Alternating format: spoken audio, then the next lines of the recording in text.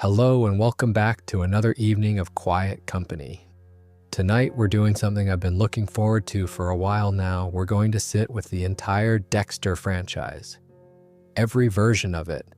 The original 8 seasons, the prequel, the revival, the sequel, and the one that, as of recording this, is still actively ongoing. All of it laid out in a comfortable, unhurried way so that you can either follow along closely or let it drift through you as you fall asleep. Now, I want to be clear about what this is and what it isn't, because Dexter is a franchise that invites strong opinions, and I'd rather get the framing right from the beginning. This isn't a ranking. We're not going to argue about which season was best, or whether New Blood was a satisfying conclusion, or whether Original Sin justified its existence as a prequel. I have opinions on all of those things, and I'll share them along the way. Because a video about Dexter without a narrator having opinions would feel wrong. But that's not the shape of tonight. Tonight is more like a guided walk through the whole story. Start to finish, every version, every major beat, every significant character, every chapter of the world the show built and then kept returning to. Here's roughly how we'll do it. We're going to go chronologically by story rather than by air date, which means we actually begin with Original Sin, the 2024 prequel series set in 1991, which tells the story of how the whole thing started. From there, we move through the original 8 seasons, which aired between 2006 and 2013. Then New Blood, the 2021 revival. Then Resurrection, which premiered in 2025 and is the most recent entry in the franchise. And at the end, we'll step back from the story itself and spend some time in the world behind the show. The novels it came from, the music that defined it, the behind-the-scenes history, the showrunner changes that shaped its quality arc, a few details that I think make the whole thing more interesting rather than less. It's a lot of ground to cover, comfortably over 100 episodes across 4 separate series, spanning nearly 2 decades of storytelling, 1 character, and 1 central question that the show has been circling from the very beginning without ever quite settling. Is Dexter Morgan a monster who learned to perform humanity, or a human being who simply developed in a way that required an extraordinary amount of management? I don't think the franchise has ever fully decided. And honestly, I think that's part of why it keeps going. If you enjoy what I do here and want a way to support the channel, a subscription really does help, and I genuinely appreciate it. But for now, get settled, find a comfortable position, and let's go back to the beginning. Miami, 1991. Before the code was the code. So let's start with Original Sin, partly because it's the beginning of the story in chronological terms, and partly because I think it's actually the most interesting entry point if what you want is to understand what the whole franchise is genuinely about at its core. Not just the procedural mechanics, the kills, the code, the investigation at work cover, but the specific question of how a person becomes who they become and what the people around them are responsible for. Original Sin arrived in December 2024 on Paramount Plus with Showtime, and it did something no other entry in the franchise had attempted. It went back to the very beginning. Not to Dexter's childhood in fragments, the way the original series used flashbacks, brief, selective windows into his past that the show would deploy when it needed to remind you where the code came from. Original Sin went to the actual moment. 1991. Before Miami Metro had the cast and culture we spent 8 seasons with. Before the code was anything more than an idea that Harry Morgan was still working out in real time. Before Dexter had a name for what he was or a framework for what to do about it. The casting is, I think, the first interesting decision the show makes. Patrick Gibson plays young Dexter, and what Gibson does is carry the essential qualities of Michael C. Hall's performance. The careful stillness, the detachment that reads as social awkwardness until you look more closely at it. The performance of normalcy that is always just a fraction too deliberate, while being recognizably a younger, more uncertain version. Hall's Dexter has decades of practice at being human in public. Gibson's Dexter is still learning the lines. It's a performance that works from the inside out, which is exactly what the character requires. Christian Slater as Harry Morgan was the casting choice I was most curious about, and I think he's better in the role than you might expect. Harry, in the original series, we only ever see in memory. Glimpsed through Dexter's recollections, always at a slight remove, always already shaped by what Dexter made of him. What Slater does is give Harry a present tense interiority. He's not a memory. He's a man in real time, dealing with something he doesn't have a model for, making decisions under pressure that he knows might be wrong and making them anyway. The warmth he brings to the role is earned rather than sentimental. Molly Brown plays young Deborah, and this is probably the casting that surprised me most in terms of what the show does with it. The Deb of the original series, Jennifer Carpenter's Deb, is already fully formed when we meet her. She's armored, direct, verbally aggressive in a way that reads as defense mechanism more than personality. Brown gets to play Deb before those defenses were built. A Deb who is still figuring out who she wants to be, who is vulnerable in ways she hasn't yet learned to disguise as bravado. It's a different character and a useful one because it reminds you that the person Deborah Morgan became was not inevitable. And then there's Michael C. Hall, who doesn't appear on screen at all but provides Dexter's internal monologue as the adult narrator, looking back on his own origin story from an unspecified point in the future. This is structurally elegant. The older Dexter is essentially watching himself. Watching the version of himself who hadn't yet killed anyone, who was still being shaped by Harry's guidance, who didn't know what he would eventually become, and narrating it to us. There's a quality of wry recognition in Hall's voiceover throughout Original Sin, and awareness. He knows how this ends. The show opens with a sequence that is doing something specific for viewers who've already seen New Blood.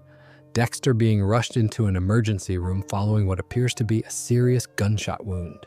If you've watched the New Blood finale, you know exactly what that is. And then the show pulls all the way back to the same hospital, decades earlier, the day Laura Moser gave birth to her son. The visual rhyme is deliberate and fairly elegant. Here's where it ends, and here's where it began, and they happen in the same room. The 1991 Miami that Original Sin inhabits is visually doing a slightly different job than the Miami of the original series.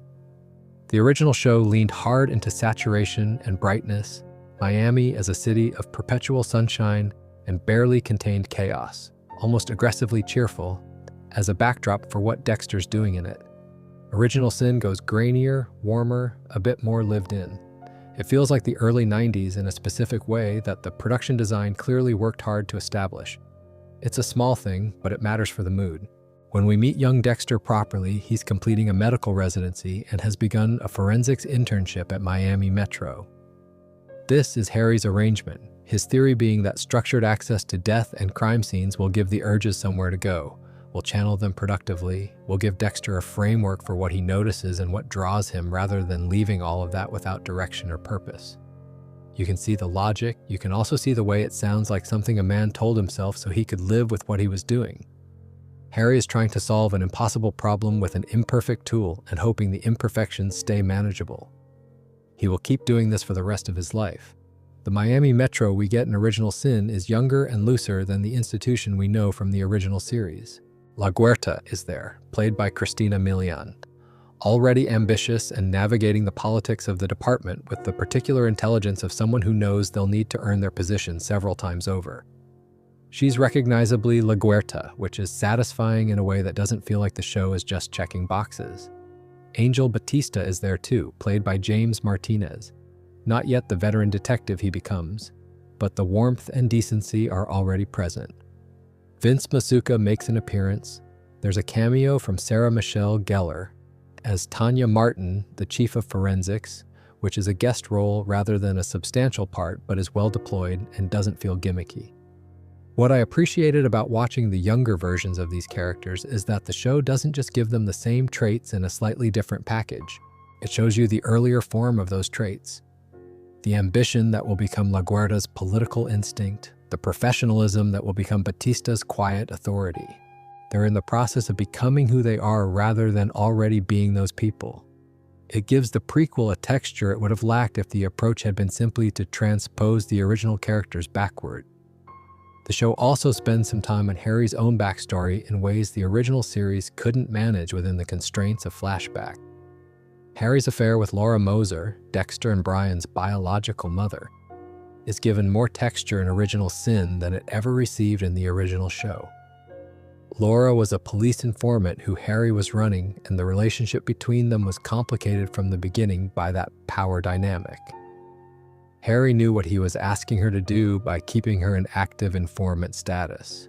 He knew the risks. His feelings for her and his professional use of her existed simultaneously, and the show doesn't let him resolve that comfortably.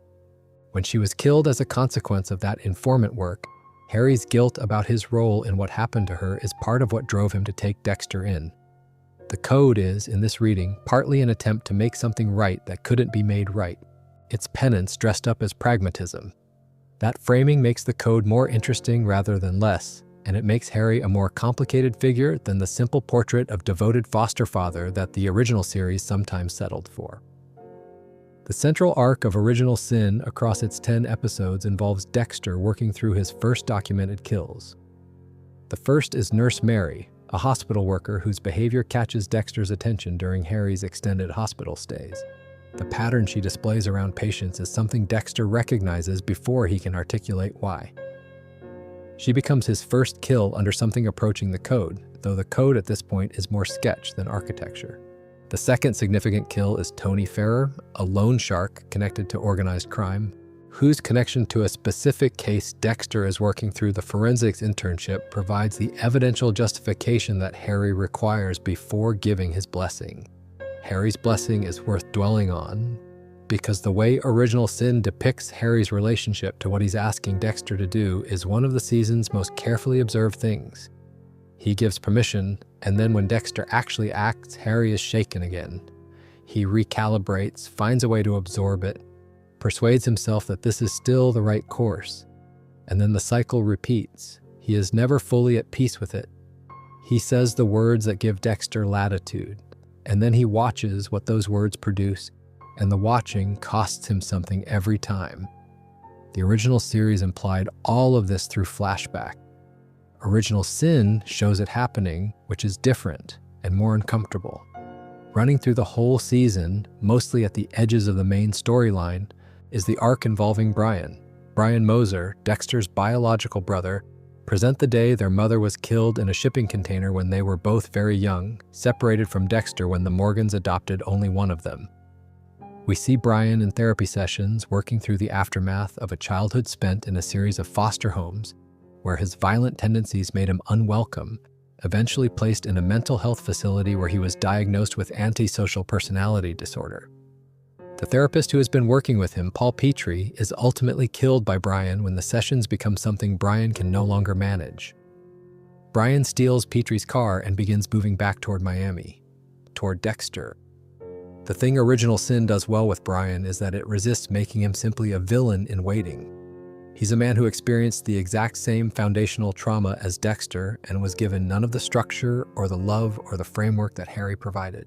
The difference between who Dexter became and who Brian will become is, to an uncomfortable degree, simply Harry. And Harry chose Dexter. Brian's whole trajectory, the ice truck killer, the elaborate return to Miami, the kills that are structured as messages, only makes complete sense when you understand that it begins with a small boy who watched his brother get taken home by a family while he was left behind. Original Sin makes that boy legible in a way the original series, working mostly in implication, never quite had the time to. The season's more immediate plot involves Spencer Witten, a Miami Metro detective with a kidnapped child, Nicky, possibly not his biological son, which becomes relevant, and Dexter getting drawn into the investigation in ways that expand well beyond his forensics internship. There's a climactic sequence aboard Camilla's boat where Dexter improvises a kill room that is emphatically not the carefully orchestrated operation of the later series. He's inventing the method as he goes. The provisional quality of it is interesting to watch precisely because you know what it eventually becomes. The season ends with a set of gestures that feel genuinely earned. Harry explicitly hands the code to Dexter, says it's his now, not Harry's, and means it. This is the moment the code stops being an external framework imposed by a father on a damaged child and becomes something Dexter owns. Deborah, separately, enrolls in the police academy. And in the final image, Brian watches the three of them through a window from outside. Dexter and Harry and Deb, a family complete in a way that he never got to be part of. It's a quiet image and a sad one, and it does something important. It asks you to hold two things at once. The ice truck killer, when we meet him in season 1, is a monster. But he was also first a small child who lost his mother and his brother on the same day. One practical note before we move on. Original Sin was canceled in August 2025, despite having been announced for a second season. The cancellation came after the first season had finished airing, suggesting the decision was made on the basis of viewership numbers that didn't meet expectations. A second season had apparently been in early development, which makes the first season's ending, with Brian watching from outside, the story unresolved, feel more frustrating than it would have otherwise. Whether that material finds its way into the franchise in some other form remains unclear. It's worth saying that the cancellation feels like a genuine creative loss rather than simply a commercial one, which isn't always true when shows are cut short. Original Sin had established a version of the Dexter world that was doing something the other franchise entries weren't. It was telling the story of who these characters were before they became who they were, which is a different kind of storytelling from sequel or revival work. The Brian Moser arc in particular had the potential to be one of the more interesting things the franchise had ever produced. A full account of the man who became the ice truck killer, told from the inside, given the same kind of careful character construction that the ice truck killer himself was denied in season 1 of the original show. That story is now, at least for the foreseeable future, unfinished. It's there in the first season. The outline is clear, the direction is set. But the destination won't be reached, which is, appropriately enough for a Dexter property, a fairly unsatisfying kind of ending. The original series began on October 1st, 2006 on Showtime, and the pilot gave the network its highest series premiere ratings in nearly 2 years, which is worth noting because Showtime in 2006 was not yet the prestige cable institution it would become. It was still fighting for space in a landscape that HBO largely dominated. And the fact that Dexter arrived with immediate commercial traction says something about how clearly the show's concept communicated itself. A forensic technician who is also a serial killer was not a subtle pitch, but it was an effective one. James Manus Jr. wrote the pilot teleplay, drawing from Jeff Lindsay's 2004 novel Darkly Dreaming Dexter. Director Michael Cuesta brought it to screen with a visual sensibility that immediately established the show's particular flavor. Bright, saturated Miami, almost aggressively cheerful in its palette, which is an interesting choice for a story about dismemberment. The sunshine never quite feels sinister, it just feels indifferent, which is arguably more interesting. The first thing the show does in its opening minutes is the title sequence, Dexter's morning routine filmed with the visual grammar of a crime scene. Every ordinary action slightly reframed until his normalcy reads as potential evidence. We'll come back to it in more detail later because it deserves it. For now, the effect is established immediately. This is a show about what ordinary things mean when the wrong person is doing them. Then the internal monologue begins, and Michael C. Hall starts doing what he will do for 8 seasons and then across 2 revival series.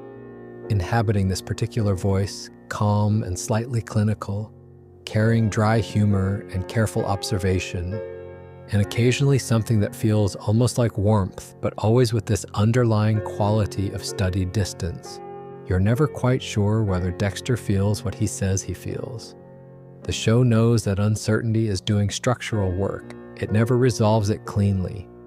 The world the show sets up around Dexter is populated quickly and well.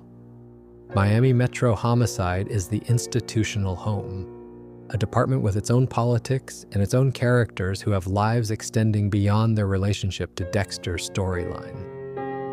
Lieutenant Maria Laguerta is managing her career with a particular brand of ambition that sometimes overreaches.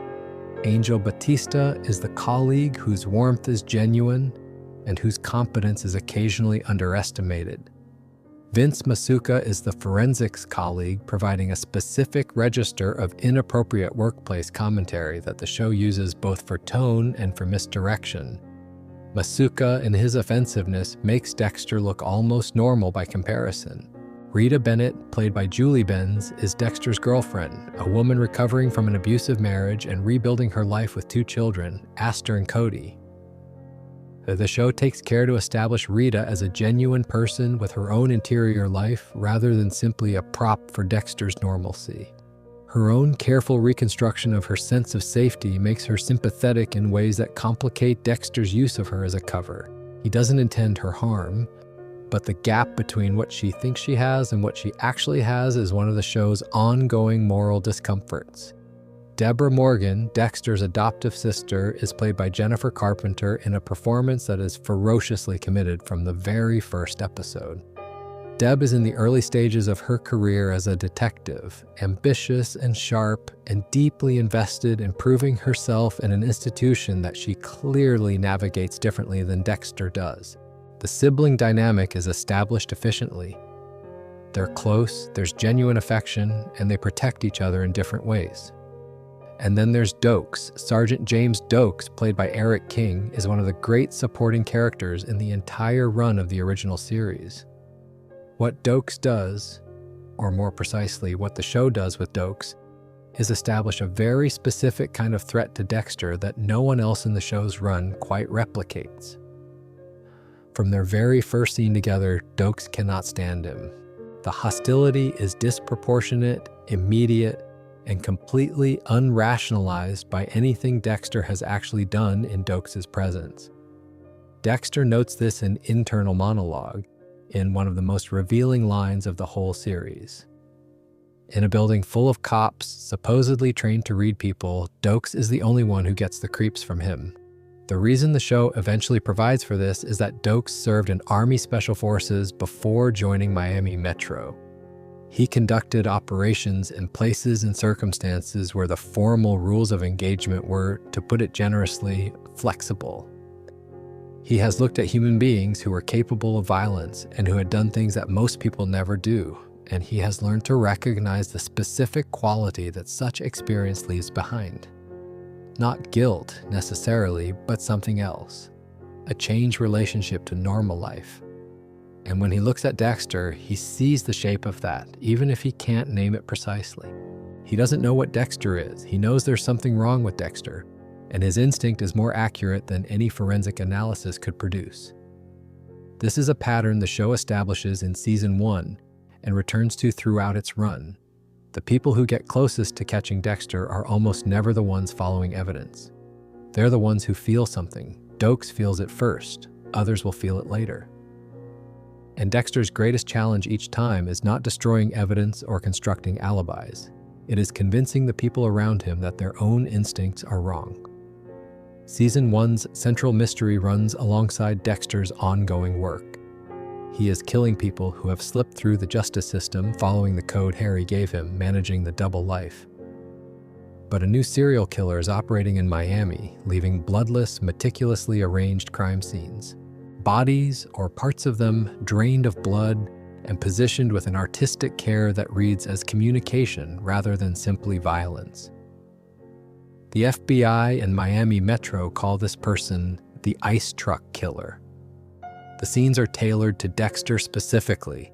The bloodlessness, the composition of the displays, the knowledge of what Dexter is that runs through the details of each scene. Someone knows him. Deborah, working her first significant case, is also investigating. LaGuerta pursues the suspect she's convinced is responsible, a man named Tony Tucci, who eventually turns out to have been a victim himself, framed as part of the killer's game. The investigation runs through the season, and the show keeps you slightly ahead of the police while keeping the central mystery intact.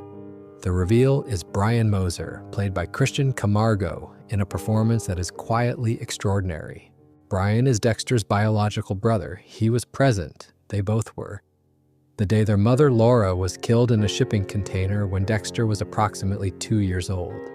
Dexter was found sitting in her blood. He doesn't remember it. Brian, who was older, does. He has spent his adult life working his way back to Dexter, constructing a life that gave him professional access to the cases Dexter worked, positioning himself to be found at the right moment in the right way. The ice truck killer is a love letter. That is the genuinely disturbing thing about it, and the thing the show handles with more delicacy than you might expect. Brian is not simply a villain pursuing a target. He is a man who loved his brother across a decades-long absence, and whose love took a shape entirely determined by what the absence did to him. The difference between who Dexter became and who Brian became is, as we noted with Original Sin, Harry. Brian got no Harry. He got foster homes and institutions and diagnoses and eventually a therapist whose notes he wrote on, and then silence. Season 1 also establishes the specific rhythm of Dexter's double life that will become the procedural backbone of the series. The work at Miami Metro, the blood slides, the crime scene analysis, the professional competence that is entirely genuine even as it coexists with everything else. And then the parallel work, evenings spent tracking someone, preparing a kill, executing it, disposing of the evidence. The show doesn't rush through either half of this.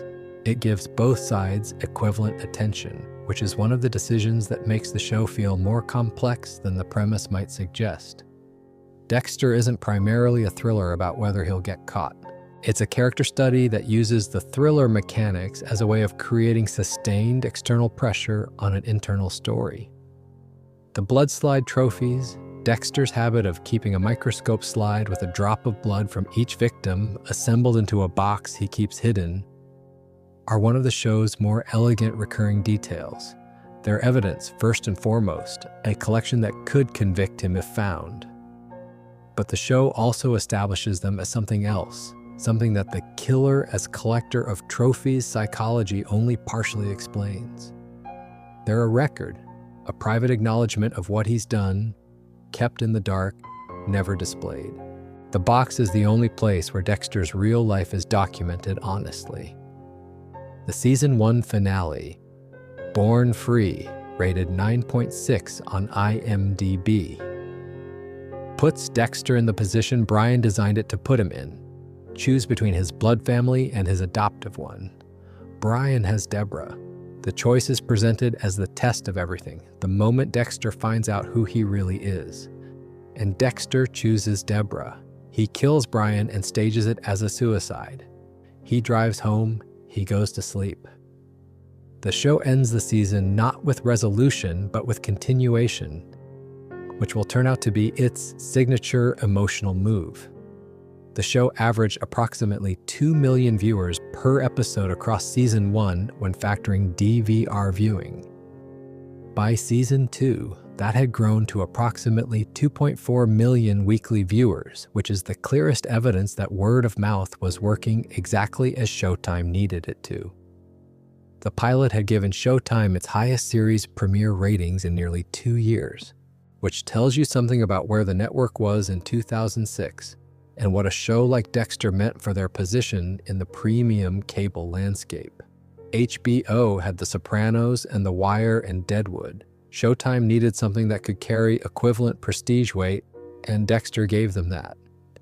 The uncomfortable, slightly transgressive quality of the show's premise turned out to be a feature rather than a liability. It was precisely distinctive enough to cut through the noise and invite the specific kind of passionate engagement that drives DVR numbers, and then DVD purchases, and then, eventually, the streaming adoption that kept the franchise culturally alive for a decade after its original run ended. Season 2, airing in 2007, takes the show's central anxiety. What if someone finds out and makes it structural rather than episodic? Divers working in the bay discover Dexter's graveyard. Years of kills, neatly wrapped and weighted, now rising to the surface. The FBI is brought in. Special Agent Frank Lundy, played by Keith Carradine, leads the investigation. Calm, measured, genuinely skilled. The kind of investigator who sees through noise to pattern. Miami Metro assists, and Dexter is assigned to help find himself. The irony of that is not lost on the show, and it doesn't play it for easy comedy. The Bay Harbor Butcher investigation is genuinely threatening to Dexter in ways that require constant, careful management. He has to appear helpful enough that his access to the case reads as professional rather than evasive. He has to shape the investigation away from himself without visibly doing so. It's a sustained act of misdirection that the show constructs with real intelligence across most of the season. Lundy is worth spending a moment on because Keith Carradine brings a very specific quality to the role that a lesser casting choice would have squandered. He's not a conventional television investigator, not the brilliant eccentric, not the world-weary detective, not the bureaucrat with jurisdiction issues. He reads as someone who has done this work for a long time and gotten genuinely good at it in a quietly unglamorous way. He builds a profile of the Bay Harbor butcher that is, as it turns out, almost exactly accurate in his psychological portrait. He just can't place it on Dexter because the person he's profiling is standing in the room with him, helping with the analysis. There's a specific comedy of proximity to Lundy's investigation that the show is careful not to underplay. His brief relationship with Deborah is handled with more consideration than those kinds of subplots usually receive. There's a real warmth in it. Two people who are professionally focused finding each other in the particular exhausting intimacy of a major investigation, where the case becomes a shared world you inhabit together. The show doesn't use the relationship for easy dramatic irony at Deborah's expense. It just lets it be a relationship for a while, which is generous. Dokes, meanwhile, has been watching Dexter more closely than anyone and is now watching the investigation. In season 2, his suspicion turns into something approaching certainty, and he begins actively surveilling Dexter in ways that eventually force Dexter's hand. In one of the season's most significant sequences, Dokes follows Dexter and catches him at the wrong moment, close enough that Dexter has to contain him. He ends up imprisoned in a cabin in the Everglades while Dexter works out what to do. The solution to the Dokes problem comes from Lila West, played by Jamie Murray. Lila is introduced as Dexter's Narcotics Anonymous sponsor. Dexter has adopted the cover story of drug addiction to explain his strange schedule and secretive behavior to Rita, which requires you to be somewhat generous toward Rita's instincts given that she has direct personal experience of addiction through her ex-husband. Lila is chaotic and perceptive and genuinely compelling in a way that makes her hard to look away from. She sees through Dexter faster than most people do, though not in the way that makes her dangerous to him in the conventional sense. She's drawn to what she sees. When she finds Dokes locked in the cabin, she doesn't let him go. She destroys the cabin with him inside it, framing the explosion to look like evidence of Dokes' own illegal activities. Dokes is declared the Bay Harbor butcher. The FBI closes the case, and the show loses in a single sequence the most consistently inconvenient presence in Dexter's professional world. A man who was never going to stop, who was never going to be fooled, who had the specific combination of instinct and experience and stubbornness that made him precisely the wrong person to have working in the same building. The loss of Dokes at the end of season 2 is one of the prices the show pays for its own narrative structure. He cannot be contained indefinitely. He is either killed or he catches Dexter. The show chooses a kind of both. He is effectively caught by Dexter and then killed by someone else. And the result is that season 3 onwards is missing something it never quite finds a replacement for. It's worth dwelling a little longer on what the first 2 seasons build in terms of the Miami metro world, because the show's institutional texture is one of the things that makes it work in ways that pure psychological thriller fare doesn't. Miami Metro Homicide is not presented as a particularly effective investigative unit, and the show knows this and is gently amused by it. But the people who work there are presented as real, which is different. La Guerta's political navigation of the department is observed with a particular precision. She's not simply ambitious in an abstract way. She manages specific relationships with specific calculations. And the show gives you enough of those calculations that you understand her even when you're watching her pursue the wrong suspect. Angel Batista's steadiness reads as professional competence rather than as a device to make Dexter look capable by contrast. Even the supporting figures, the lab technicians, the desk sergeants, the recurring minor characters who populate the background of the homicide floor, have enough specificity that the department feels like a place rather than a set. This matters because Dexter's cover depends entirely on that world being a world. If Miami Metro were simply a collection of plot devices waiting to nearly catch him and then fail, the central tension of the show would collapse.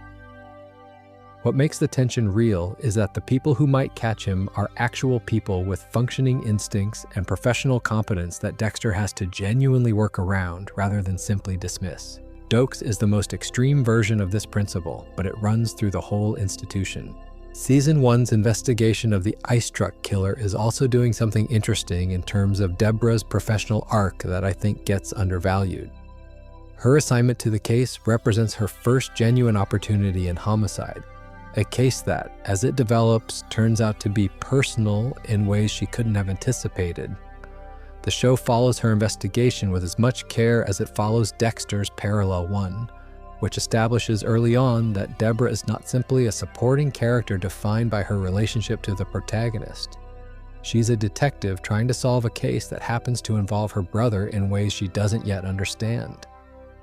The two investigations, Dexter's and Deborah's, converging on the same truth from opposite directions is one of the structural elegances of Season 1. Frank Lundy's presence in Season 2 is worth a separate mention because Keith Carradine's performance brings a quality to the role that the show doesn't always produce in its investigator figures. Lundy is genuinely good at his job, and the show doesn't apologize for that or use it primarily for tension. He has a professional warmth, a way of reading a room, and a case that feels like earned expertise rather than plot-driven superintelligence. His brief romantic arc with Deborah is handled with more tenderness than that kind of subplot usually gets. And his death in Season 4, shot in a parking lot by a Trinity-related figure, is one of those franchise losses that is easy to overlook, but which removes a specific quality of intelligence from the show's investigator pool that it never quite replaces. The period between Season 1 and Season 2 is also worth noting as a moment in the show's cultural emergence. Season 1 averaged around 2 million viewers per episode, factoring DVR, which was solid for Showtime. The show then spread through word of mouth and early DVD adoption in ways that built the Season 2 audience before Season 2 had aired. By the time the Bay Harbor Butcher investigation began, the show had a devoted following that was invested enough to engage with the case alongside the characters, tracking the evidence, speculating about what Dexter could possibly do to survive scrutiny this comprehensive. That kind of audience engagement is what the show had earned by doing the foundational work of Seasons 1 and 2 honestly. Dexter follows Lila to Paris after the Dokes episode and kills her, closing that particular thread. The season ends with the investigation concluded, Dexter's secret preserved, and the show essentially hitting a reset that it will keep hitting. A new threat neutralized, a new equilibrium established. The question of how many times that can happen before it stops being sustainable is one the series will wrestle with for several more years. Season 3, airing in 2008, tends to get a little lost in the narrative of the franchise. It's sandwiched between the very good Season 2 and the extraordinary Season 4, and it doesn't have a villain that landed with quite the same cultural permanence as the Ice Truck Killer or Trinity. But I think it's more interesting than it gets credit for, and the reason is that it's doing something thematically that the show doesn't attempt anywhere else. It's asking what happens when someone wants to do what Dexter does, and Dexter isn't sure whether that's a good thing. The setup involves a kill that goes wrong at the start of the season. Dexter plans to take a drug dealer named Fred Bowman, but when he gets there, Oscar Prado asks you, who has nothing to do with any of this, who is simply in the wrong place, pulls a knife, and Dexter kills him in self-defense. The problem is that Oscar's brother is Miguel Prado, an assistant district attorney played by Jimmy Smits, and Oscar's death draws Miguel into Dexter's orbit in ways that Dexter cannot easily manage. Jimmy Smits gives one of the more interesting guest performances in the original series.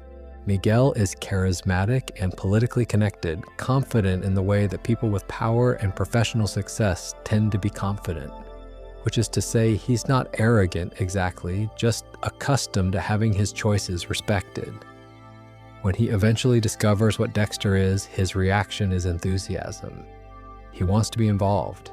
He frames it as shared purpose. He's seen the failures of the justice system from the prosecution side. He understands better than most how many genuinely dangerous people walk free on technicalities, and he presents himself as a man who has reached the same conclusions as Dexter through a different path. And for a while, the partnership works, or seems to. Dexter is lonely in a way the show has acknowledged repeatedly but carefully. He performs his social relationships, he navigates them with the same deliberateness he brings to everything else. But genuine connection at depth has always been out of reach. Having someone who knows what he is and is still present feels to him like something categorically different. Smits plays the warmth of that friendship with enough specific detail that you understand why Dexter wants it to be real. The problem, and this is where Season 3 gets its teeth, is that Miguel's moral framework is narrower and more self-serving than Dexter's. The code, whatever its imperfections, requires that Dexter confirm guilt before acting. It requires evidence. It excludes people who are simply inconvenient or politically useful to eliminate.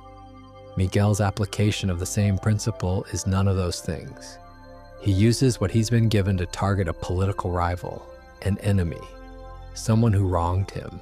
The code in Miguel's hands becomes simply power dressed up as justice. Dexter kills him eventually, framing another criminal for it.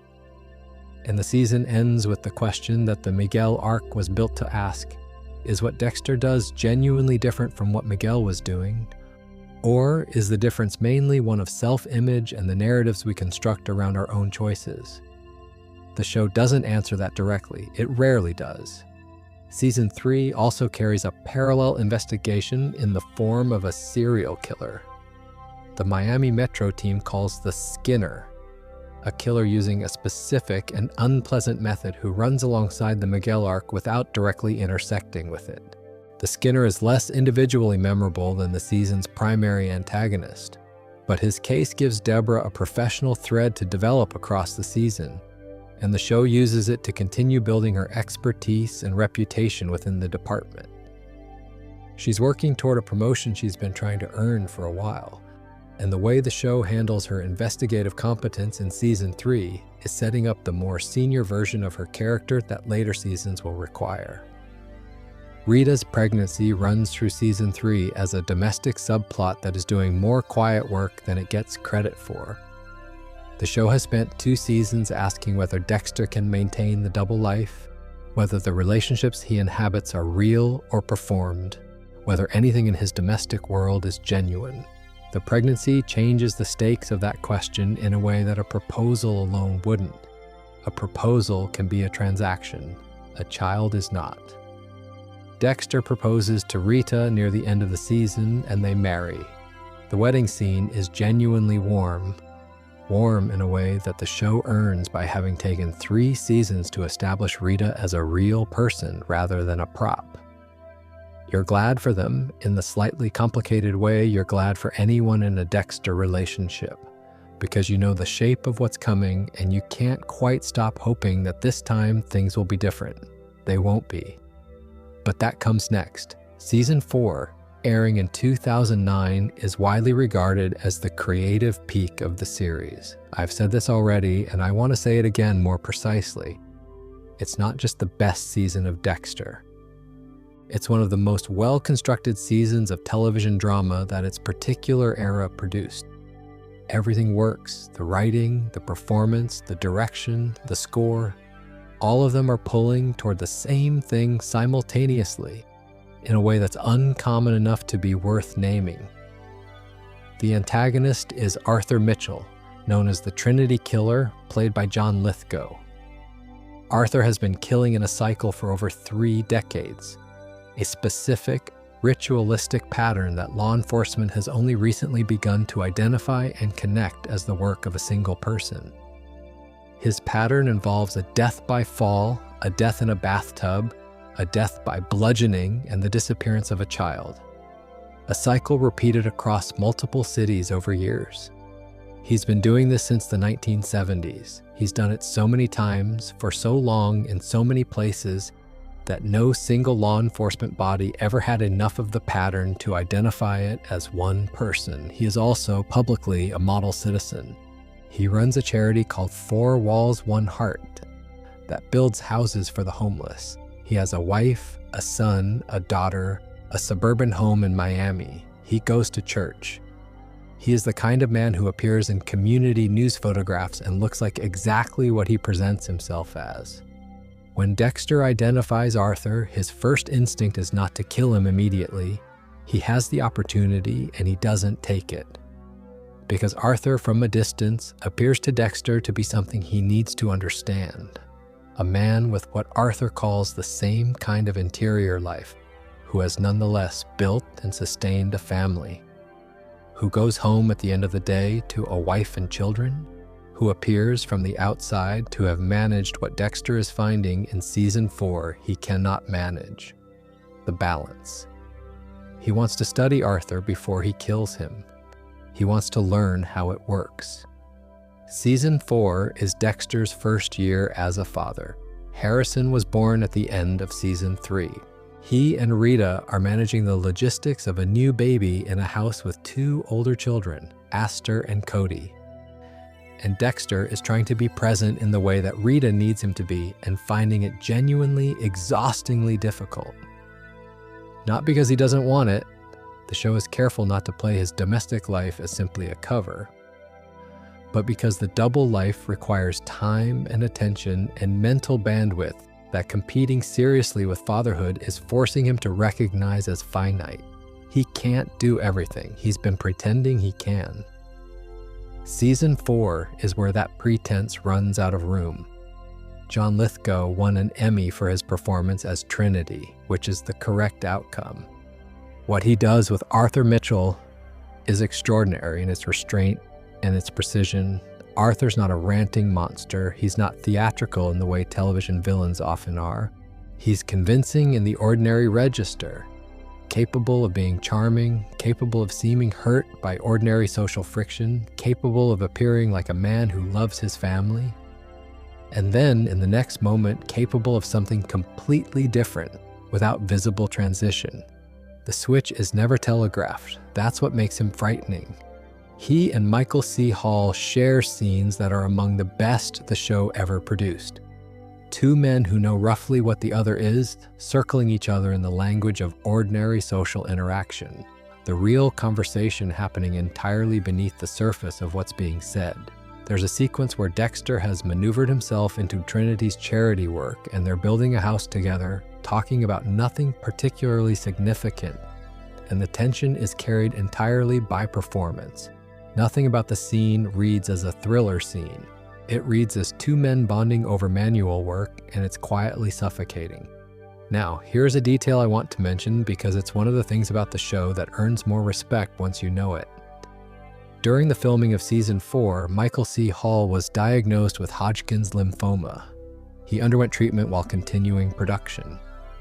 The physical changes that treatment produces were carefully managed by the makeup and wardrobe departments through the season. On screen, you would never know. He went into remission. The fact that what is arguably his best season of performance in the entire franchise run was delivered while he was managing a cancer diagnosis and undergoing treatment is remarkable, and I don't think it gets mentioned nearly often enough when people discuss the quality of his work in season 4. The season makes extraordinary demands on him in terms of emotional range and sustained internal complexity, and he meets all of them. Closer Dexter gets to Arthur, the more clearly the picture that Arthur presents collapses. The Mitchell family is not a genuine family. It is a hostage situation, a household maintained by fear, not love. His wife is frightened of him. His son is crushed. His daughter is already trying to leave. The warmth Arthur projects in public evaporates the moment he's alone with them. He has built the appearance of the life Dexter wants, and the infrastructure holding it together is cruelty. That reckoning, Dexter watching the model he was trying to study and replicate reveal itself as something he can't and wouldn't want to emulate. is the season's most quietly devastating thread. Not the kills, not the investigation, but the specific hope that Arthur represented and what it means when that hope turns out to be false. The season finale, The Getaway, still rated 9.8 on IMDb, delivers everything the season had been building toward. Dexter kills Arthur. He leaves, satisfied, sends Rita a message that he's on his way home. He arrives at the house. The bathroom door's ajar. He pushes it open. Rita is dead in the bathtub. Arthur killed her before Dexter got to him. And Harrison is sitting on the bathroom floor in a pool of his mother's blood. An infant, unable to understand what has happened.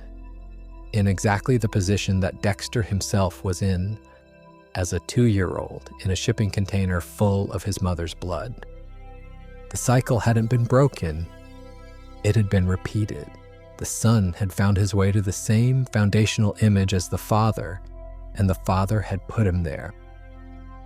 I want to dwell on what the show is saying with that image because I think it's more precise than it might appear in summary. Dexter's entire framework, the code, the vigilante ethics, the elaborate self-justification, is built on the premise that he can control the damage.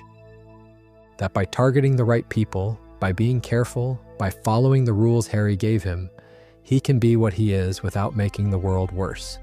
The season 4 finale is the show's clearest argument against that premise. Rita died because Arthur was looking for Dexter specifically. Harrison is sitting in blood because of the choices Dexter made.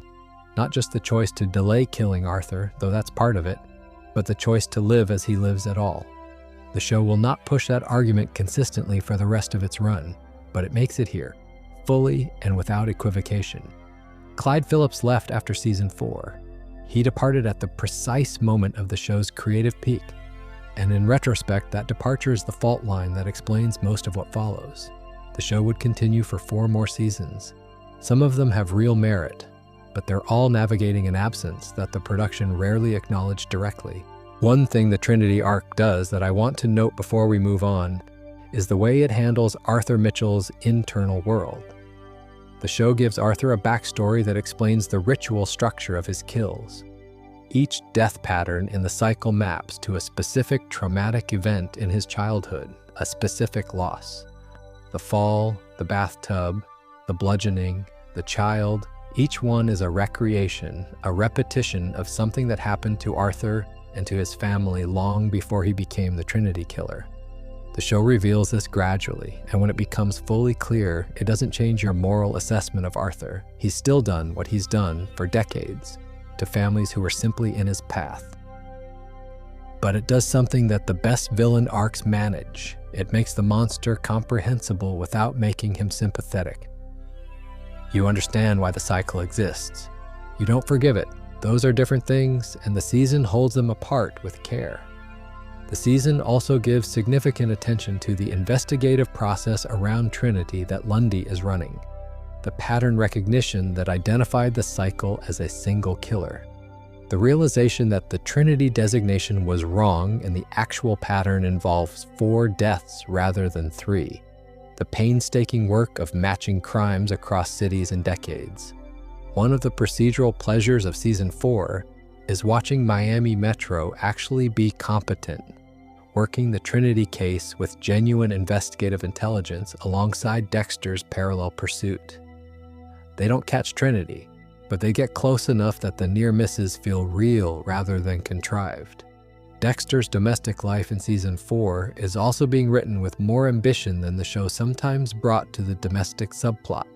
The baby's arrival, the exhaustion, the particular kind of displacement that new fatherhood produces.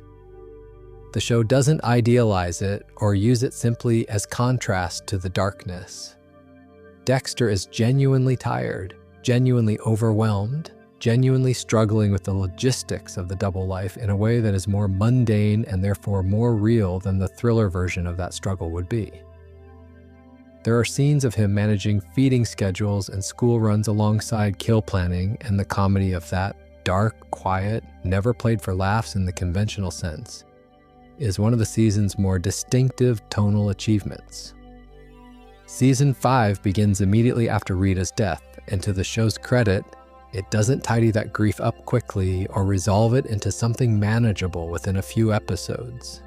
The season opens with Dexter having no useful framework for what he's feeling, which is interesting in itself. He spent his entire adult life constructing frameworks for things. He categorizes, assesses, manages. Rita's death produces something he can't categorize, and the performance of that, the way Hall plays the hollowness of the early episodes, is one of the season's genuine strengths. Chip Johannesson had come in as showrunner following Phillips's departure, and Season 5 reads like a transitional year in that sense. It's doing the work of bridging from the catastrophic ending of Season 4 to whatever the show becomes next, and it has a more provisional quality than the Phillips seasons did. The central relationship it finds as the season's emotional engine is Lumen Pierce, played by Julia Stiles. Lumen is a woman Dexter encounters who has survived a group of predatory men, abducted, assaulted, and left for dead, and who is now trying to find the rest of the group and make sure they can't do it again. She wants Dexter's help, or more precisely, she wants his method. She needs someone with his specific skills and his specific relationship to the question of whether something like this warrants the kind of solution she has in mind. What the show does right with Lumen is that it resists a number of obvious moves. She is not romanticized into a female version of Dexter. Someone with a dark passenger of her own, someone who discovers she has an appetite for what they do. Her need is specific and finite. She wants these particular men stopped, and when they are, the need will end. Dexter understands this clearly. He says in internal monologue something to the effect that her darkness has an endpoint, that it's a contained thing rather than the permanent condition he inhabits. He's correct about that. And the show treats the distinction with some honesty. The central antagonist is Jordan Chase, a self-help and motivation figure played by Johnny Lee Miller, the public-facing charmer who is the ringleader of the group that targeted Lumen. The season uses Jordan to look at the way men with charisma and social capital can construct systems that protect their worst impulses from scrutiny, which is not a new observation, but the show handles it competently enough. Jordan as a character is less individually striking than the show's best villains, but the arc around him is coherent. Julia Stiles was nominated for a Golden Globe for the performance, which is the right valuation of what she contributes. There are scenes in Season 5 between her and Hall that have a quiet, specific quality. The particular dynamic of two people who can be direct with each other about things they couldn't say to anyone else, that the show doesn't quite manage again until the Deborah knowing arc of Season 7. The season ends with Lumen leaving. Her darkness, as Dexter predicted, had an endpoint. The men are dead, the need is resolved, and the pull toward Dexter's world has dissipated. She leaves, Dexter watches her go, and the show has the rare decency not to make that exit a tragedy. It's not that something broke, it's that something ended, as it was always going to, because it was finite by nature. Some people pass through a life and then move on, and the show allows that to be true without needing to undermine it. Deborah, across Season 5, is developing in ways that are setting up the more complex character she'll become in Seasons 6 and 7. Her relationship with Quinn, played by Desmond Harrington, who had joined as a recurring character in Season 3 and was now fully integrated into the regular ensemble, is being explored in ways that give Jennifer Carpenter more to work with than the earlier seasons had typically provided. And she's grieving Rita in her own specific way, which is with anger and forward motion rather than withdrawal, which is very Deb. Season 6 arrives in 2011, with Scott Buck now in place as showrunner. His tenure will run through the end of the original series, and it's the era that even generous assessments of the franchise tend to describe as a period of creative inconsistency. The central antagonist structure involves Travis Marshall, played by Colin Hanks, a killer enacting apocalyptic religious tableau around Miami, staging bodies as representations of events from the Book of Revelation. The visual quality of the scenes is striking, and the show clearly put significant production effort into making them arresting rather than simply gruesome. Edward James Olmos plays Professor James Geller, who appears to be Travis's mentor. The intellectual architect of the killings, the theological engine behind what Travis is doing.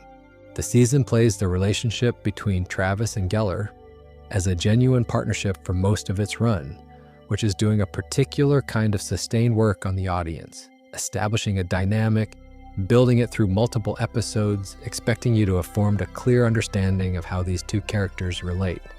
And then the reveal comes, around episode 8, that Professor Geller is dead, has been dead the whole time. Travis has been hallucinating him. An internalized authority figure constructed from guilt and religious fervor and psychological fracture, something like the Fight Club dynamic applied to theological violence. Your experience of this twist depends significantly on how closely you are watching the earlier episodes, where the show drops visual cues that Geller doesn't interact with the physical world in quite the way a corporeal person would. Whether those cues constitute fair play or simply evidence of the show hedging its bets is something people still disagree about. I think the honest answer is that the cues are there, but they're easy to miss, partly because the show isn't as confident with the visual grammar of the reveal as it might have been. The Doomsday Killer arc also has a subplot about religion and faith that the show approaches with more sincerity than you might expect from a genre drama. Dexter, in Season 6, encounters Brother Sam, played by Mos Def, in a guest arc that is genuinely one of the more memorable things in the season. A reformed man who runs a garage and who challenges Dexter's worldview in ways the show takes seriously rather than immediately dismissing. The Sam subplot is better than most of what surrounds it in Season 6, and its resolution is one of the season's genuinely affecting moments. Brother Sam is interesting specifically because he doesn't function as a naive foil for Dexter's darkness. He's a man who has done violent things himself, who has lived inside the kind of life Dexter inhabits from a different angle, and who found his way to genuine faith and genuine community rather than to cynicism or performance. His conversations with Dexter have a quality of two people who understand the same terrain from different positions. Sam having found a way through it that Dexter can't quite believe in but can't dismiss either. When Sam is killed by someone from his own past, the violence he'd walked away from catching up to him regardless. Dexter's grief for him is one of the more honest emotional beats of the later original series. The Season 6 episode structure has an uneven quality that I think reflects the difficulty of writing around a major twist that the show is protecting. A significant portion of the creative energy of Season 6's middle episodes is being directed toward maintaining the Geller illusion, rather than toward building the characters and emotional stakes that would make the season feel complete, regardless of whether the twist landed. It's the cost of building a season around a structural surprise. The surprise requires so much maintenance that everything else gets slightly less attention than it needs. The Harrison and fatherhood domestic thread continues through Season 6, and there are scenes between Dexter and his son that are handled with a quiet tenderness that the show earns. Harrison is around 5 years old by this point, old enough to require attention and care and consistency. And watching Dexter try to provide that is one of the more humanizing things the season does. The finale. This is The Way the World Ends, rated 9.2 on IMDb, and probably the most discussed finale the original series produced after Season 4, delivers the moment the whole season was building toward. Deborah has been having feelings about Dexter that the show has been framing in a direction that made a number of viewers deeply uncomfortable, and which Season 7 essentially reverses immediately. She goes looking for him, follows him to a church where Travis Marshall is Dexter's captive, and she walks in at precisely the wrong moment. She sees the plastic wrap, she sees the knife, she sees Dexter. After 6 seasons of the audience knowing and Deborah not knowing, Deborah knows. And the shot of her face as the understanding arrives, Jennifer Carpenter carrying a sequence with nothing but her expression, no dialogue, no explanation, is one of the finest single moments of performance in the entire original series. The episode ends there. Season 7 will have to deliver on what that moment promises. Season 7 opens on the immediate fallout of that cliffhanger, and it doesn't fumble the delivery. The season opens with Deborah confronting what she's seen, and the show doesn't try to delay or complicate the revelation. It leans into it.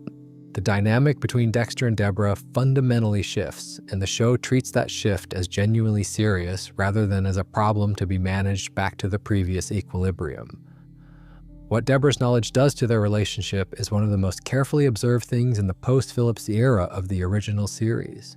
She covers for him, not straightforwardly and not without cost, but she covers for him because she loves him and because the alternative would be a horror she can't fully contemplate. And yet covering for him changes her. Every act of concealment on his behalf requires her to compromise something she believes about who she is and what she stands for. Jennifer Carpenter carries that deterioration across the whole season in a way that feels real rather than mechanical. Each episode adding a new weight to what she's carrying. Deborah and Dexter's conversations in Season 7 are the best writing the Scott Buck era produced. The scenes where she confronts him, asks him to explain himself, demands an accounting that he can't fully provide, they're uncomfortable in ways that feel honest. He doesn't have the words she's looking for. He can explain the mechanics of what he does and why the code works the way it does. But he can't give her the thing she most needs, which is a reason to stop being afraid of what he is. Hannah McKay, played by Yvonne Strahovski, arrives in Season 7 as a person of interest in a case and gradually becomes something more complicated. Hannah is a poisoner. She has killed people and she's not performing remorse about it. She inhabits a moral framework adjacent to Dexter's, in the sense that she makes choices about who deserves what and acts accordingly. And the show treats that framework with more complexity than it treats most of the show's female characters outside of Deborah. What works about the Dexter-Hannah dynamic in Season 7 is that it's not primarily about transgression or danger, it's about recognition. Two people who operate outside the normal human framework for consequence and empathy finding in each other, someone who doesn't require the usual performance. Strahovski plays this with enough intelligence that it doesn't feel simple. Hannah is not simply a love interest who shares Dexter's darkness. She has her own specific history and her own specific reasons, and the show takes the time to sketch those reasons even if it doesn't always have time to fully develop them. Isaac Serko, played by Ray Stevenson, is Season 7's main antagonist, a Ukrainian organized crime figure who comes to Miami after Dexter kills one of his colleagues. Ray Stevenson plays Isaac with real intelligence and a quality of contained sadness that elevates the character above the functional role of new threat. His motivations are partly professional and partly personal. The colleague Dexter killed was someone Isaac loved, and the show treats that loss with more seriousness than it might have. There's a scene between Isaac and Dexter near the end of his arc that is one of the better pieces of dialogue in Season 7. Two men discussing loss and the particular loneliness of people like them. It's an unlikely scene and the show earns it. And then there's Lagerta's investigation. Maria Lagerta, across several seasons, never fully believed that Dokes was the Bay Harbor butcher. The evidence that framed him was too convenient. She knew Dokes, the profile didn't quite fit. In Season 7, she has accumulated enough to act on, and Lauren Veled, who had been doing solid work with a role that the show had often underserved, is given material that finally lets her be the intelligent, careful, professionally capable woman the character was always supposed to be. LaGuerta pursues the investigation methodically. She acquires a blood slide. She pulls surveillance footage.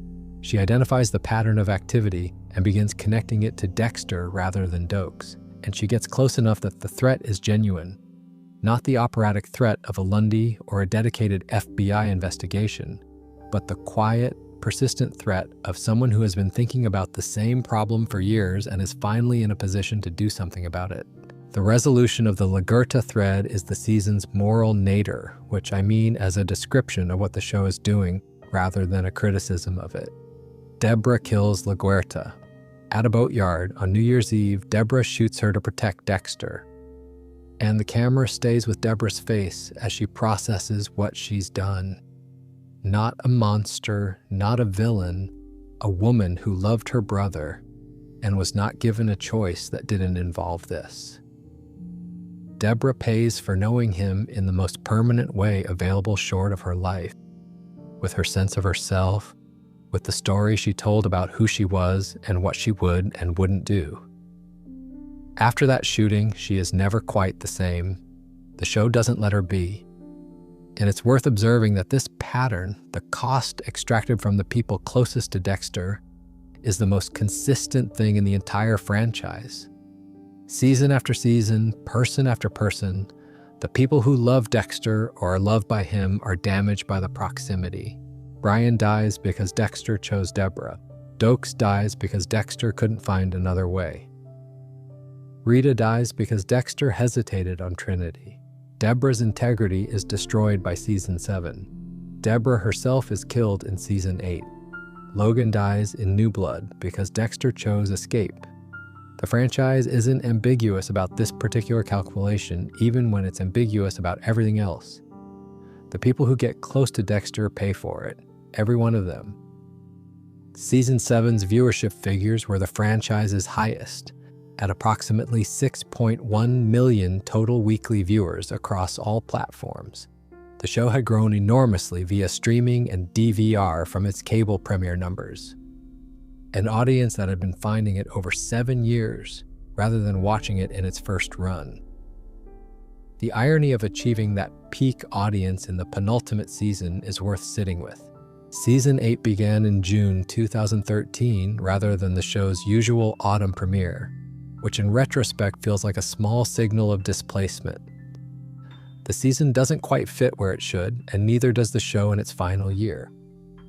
Scott Buck's third and final season as showrunner introduces Dr. Evelyn Vogel, played by Charlotte Rampling, a neuropsychiatrist who knew Harry Morgan and is introduced with the information that she helped him design the code.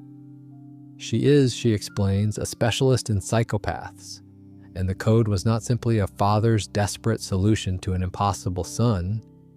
It was a deliberately constructed behavioral management framework designed by a professional who understood what she was working with.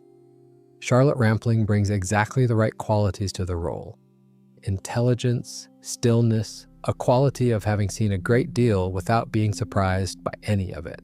The scenes between her and Hall in the early episodes of Season 8 are among the season's best, and the material she's given initially is the most interesting of the season.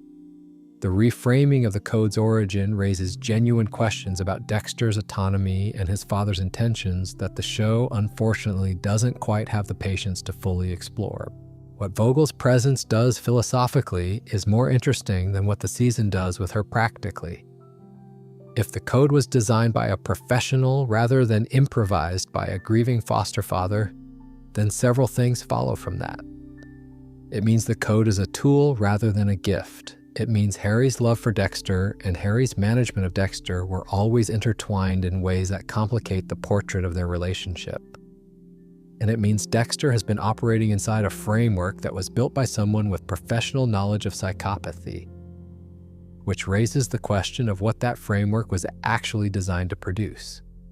Not to make Dexter good necessarily, to make him functional, to make him sustainable. There's a difference, and Season 8 opens that gap briefly without committing to examining what's inside it. The brain surgeon, the season's antagonist, eventually identified as a former patient of Vogel's who took her theories in a direction she never intended, is serviceable as a plot device but doesn't achieve the kind of characterological depth that the show's best antagonists managed. Part of the issue is that the reveal of his identity is structured as a surprise that the season protects carefully, which means the character can't really be developed until that reveal. And by the time it comes, there isn't much season left to develop him in. The result is a final season villain who feels more like an obstacle than a presence. The season also reintroduces Hannah McKay, who has returned from where Season 7 left her and picks up her relationship with Dexter in ways that eventually converge on a plan. Dexter, Hannah, and Harrison will flee to Argentina together. Start over, leave Miami and its history behind and build the life they couldn't build here. Hannah in Season 8 is a less interesting character than Hannah in Season 7, partly because the Season 7 material gave her specific things to do that revealed character under pressure, and Season 8 is largely using her as the object of a plan rather than as a person with her own complex interiority. Strahovski does what she can with the material, and there are scenes between her and Hall that retain the specific quality of two people being honest with each other in ways they can't be with anyone else. But the season around her is too busy trying to reach its ending to give her the space Season 7 had. There's a gentle melancholy to the way the season handles the Argentina plan. The feeling of trying to get out before time runs out, of looking for the door that might lead to something better. The show isn't cynical about it. It allows you to want the plan to work. And then the brain surgeon shoots Deborah. She develops a fatal stroke as a complication. Dexter sits with her in the hospital. He disconnects her from life support himself, a sequence that Hall and Carpenter play with more dignity and weight than the season around it perhaps deserved. He carries her body to his boat. He drives into an approaching hurricane. The show cuts to him alive in a remote, wooded location. He's working as a lumberjack, alone. The finale, Remember the Monsters, is rated somewhere between 4.6 and 4.9 on IMDb, which is striking for a show whose best episodes were rated in the 90s. It became fairly quickly one of the most discussed bad finales in television history. The objections are well-founded, and I think worth laying out clearly even in a video like this one. The core problem is not the hurricane, it's not the survival. It's that Dexter abandons Harrison, the son whose entire existence has been marked by his father's violence, the child who was sitting in his mother's blood as an infant, the reason the Argentina plan existed at all. Dexter leaves him. With Hannah, a woman Harrison barely knows, in a foreign country, alone, after everything the show has built around the question of whether Dexter is capable of love, whether the darkness allows for genuine connection, the ending answers by having him choose his own isolation over his own child. That choice is emotionally incoherent in a specific, diagnosable way. It doesn't fit who Dexter had become. It doesn't fit what Season 4 established about what he was capable of feeling. It's an ending that requires the character to be simpler than 7 seasons of careful writing had established him to be. And the result is a frustration that, rather than fading over time, seems to have intensified. The season drew approximately 2.8 million viewers for the finale's premiere telecast, and over 3 million including the encore that evening, the highest-rated single episode in Showtime's history at that point. A show at the absolute peak of its reach ending on an ending that almost nobody found satisfying. That dissonance in his own way is what made New Blood feel necessary. Clyde Phillips came back. That's the most important thing to say about New Blood before anything else, and it's the detail that shaped everything the series became. After 8 years away, after watching from the outside as the show he'd built through its first 4 seasons drifted and then concluded badly, Phillips returned to Showtime's Dexter franchise and did what very few showrunners get the opportunity to do. He came back to fix what his departure had left unfinished. New Blood aired from November 2021 to January 2022, 10 episodes on Showtime, and it made a choice in its very first minutes that announced its intentions clearly. It left Miami entirely. Gone is the saturated sunshine, the Art Deco architecture, the perpetual coastal warmth. New Blood is set in Iron Lake, New York. Small town, upstate New York, deep in winter, snow on the ground, and frost in the air, and a community small enough that everyone knows everyone's name and business. It's the opposite of Miami in almost every way that matters to the story, and the show uses that contrast deliberately. Miami gave Dexter cover through anonymity. Millions of people, constant motion, a city that is genuinely too busy and too hot to look too closely at any individual life. Iron Lake is the exact inverse of that. It's the kind of place where if you don't show up to the bowling league, you get a phone call, where the diner knows your usual order, where the police chief is also your girlfriend, where nothing goes unnoticed for long because there's nothing else to notice. It's the worst possible environment for someone carrying Dexter Morgan's specific kind of secret, and the show knows it and chooses it on purpose. Dexter has been living there as Jim Lindsay for approximately a decade. He works at a sporting goods shop. He's on the bowling team. He's in what appears from the outside to be a quiet and ordinary relationship with Angela Bishop, the local police chief. He claims, and largely believes, successfully suppressed the dark passenger. 10 years without a kill. 10 years of managing the urges through discipline and isolation and the construction of a small, contained life that doesn't offer the kinds of opportunities or stimulations that feed what he is. The alias is Jim Lindsay, which is a quietly deliberate joke. Jeff Lindsay is the name of the author who created Dexter in the original novels. The show is acknowledging its own source material through the character's assumed name, which is either charming or slightly too clever, depending on your tolerance for that kind of thing. What the early episodes of New Blood do well is establish Iron Lake as a specific place with its own specific texture, not just as a setting defined by contrast with Miami, but as a community with its own internal dynamics and history. The diner where Kurt Caldwell holds court. The police station where Angela runs things with a combination of genuine authority and persistent frustration at the limits of what she can get state and federal agencies to take seriously.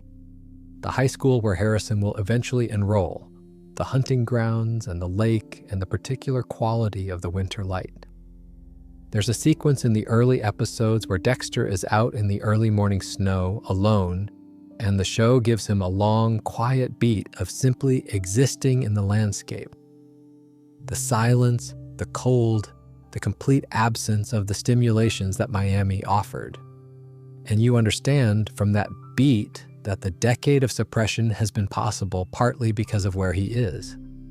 Iron Lake is not just where Dexter is hiding from the world. It's where the world is genuinely too quiet to feed what he is.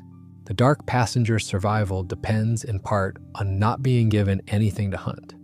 And then a man named Matt Caldwell, Kurt Caldwell's son, drunk and reckless on a hunting trip, shoots a deer out of season in front of Dexter and is casually indifferent to everything, including the rules. It's the most ordinary provocation imaginable. And the dark passenger, which has been dormant for a decade, opens an eye. Harrison Morgan, played by Jack Alcott in a performance that grounds the whole season. Track Dexter down the way you track someone down in 2021, which is not through elaborate detective work, but through a photograph on social media. A man named Fred had posted a photo of his bowling team celebrating a perfect game on Instagram, and there in the group was Jim Lindsay. Harrison had been in Buenos Aires with Hannah until Hannah died 3 years earlier. Pancreatic cancer. A social worker put him on a plane to Miami, and he went through a series of foster homes before he decided at some point that the show doesn't dramatize directly to find his father. That detail of the Instagram photo is exactly right in the way that true things feel exactly right. It's not a clever investigation. It's not a dramatic confrontation. It's a photograph of a bowling team on the internet found by a young man looking hard enough to find it. The ordinary texture of how 21st century surveillance actually works, applied to a story about a man who has been hiding for a decade. Harrison is 17 or so when he arrives at Jim's cabin, and he is not arriving softly. The first real conversation he has with Dexter is an accounting of what Dexter's absence cost him, growing up without a father, believing for years that Dexter was dead because of the boat and the hurricane, finding the letter Dexter wrote to Hannah and realizing his father had been alive all along. The foster homes, the years bouncing through care, the letter that made clear Dexter chose exile over his own child. Jack Alcott plays this confrontation without leaning into rage or sentimentality. There's an exhaustion to it, the weariness of someone who has been carrying a specific kind of damage for long enough that it's just become part of how he moves through the world. The Deb hallucination is one of the better structural decisions New Blood makes, and it's worth spending some time on because of what it means relative to the Harry hallucination of the original series.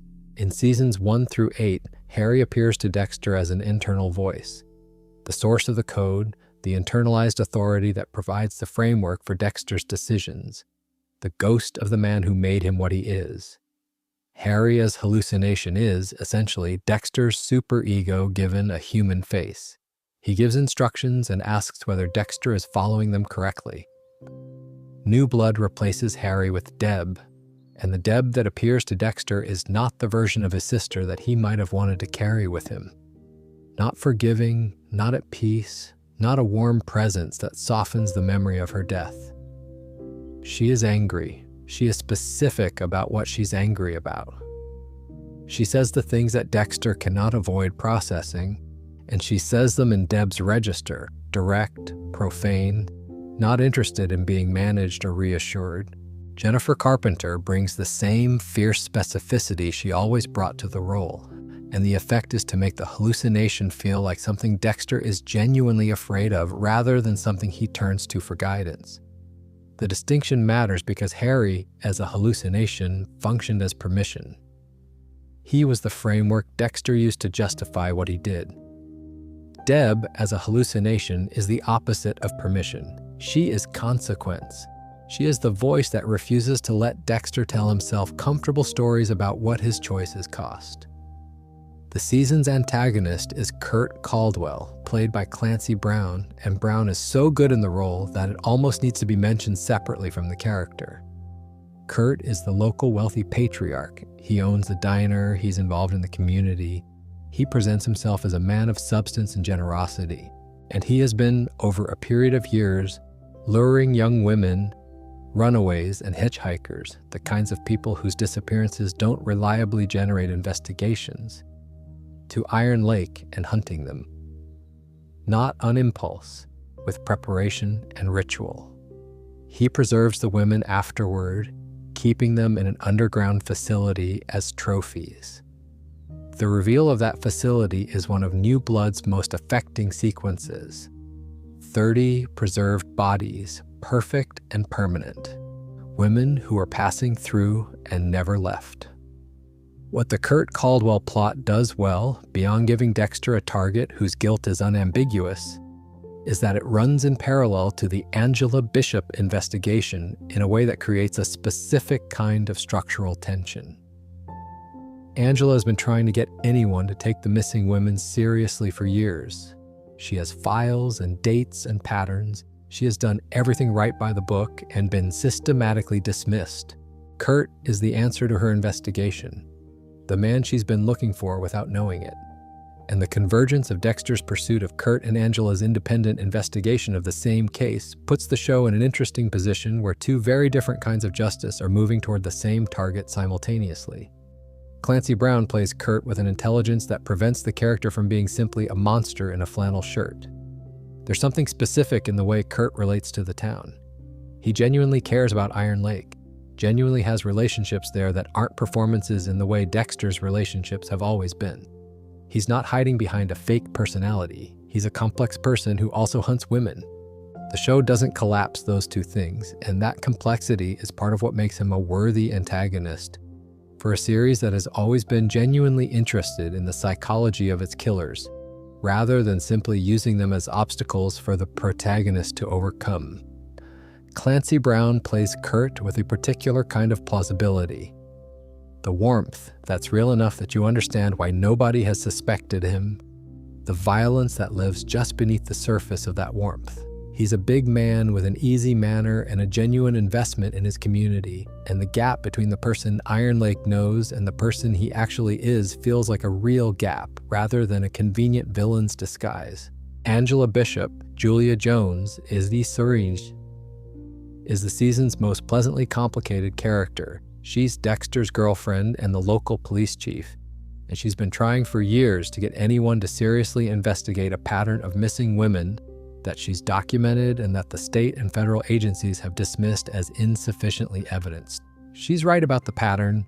She's also gradually and then with increasing speed right about Jim Lindsay. The investigation thread she pursues is specific and procedural in ways that feel true. It begins with a titanium bone screw recovered from a crime scene, a piece of orthopedic hardware that shouldn't be at the scene where it's found. Through that screw, she traces a path that leads to the Bay Harbor butcher case, and from there to Dexter Morgan, and from there to the man she's been sharing her life with.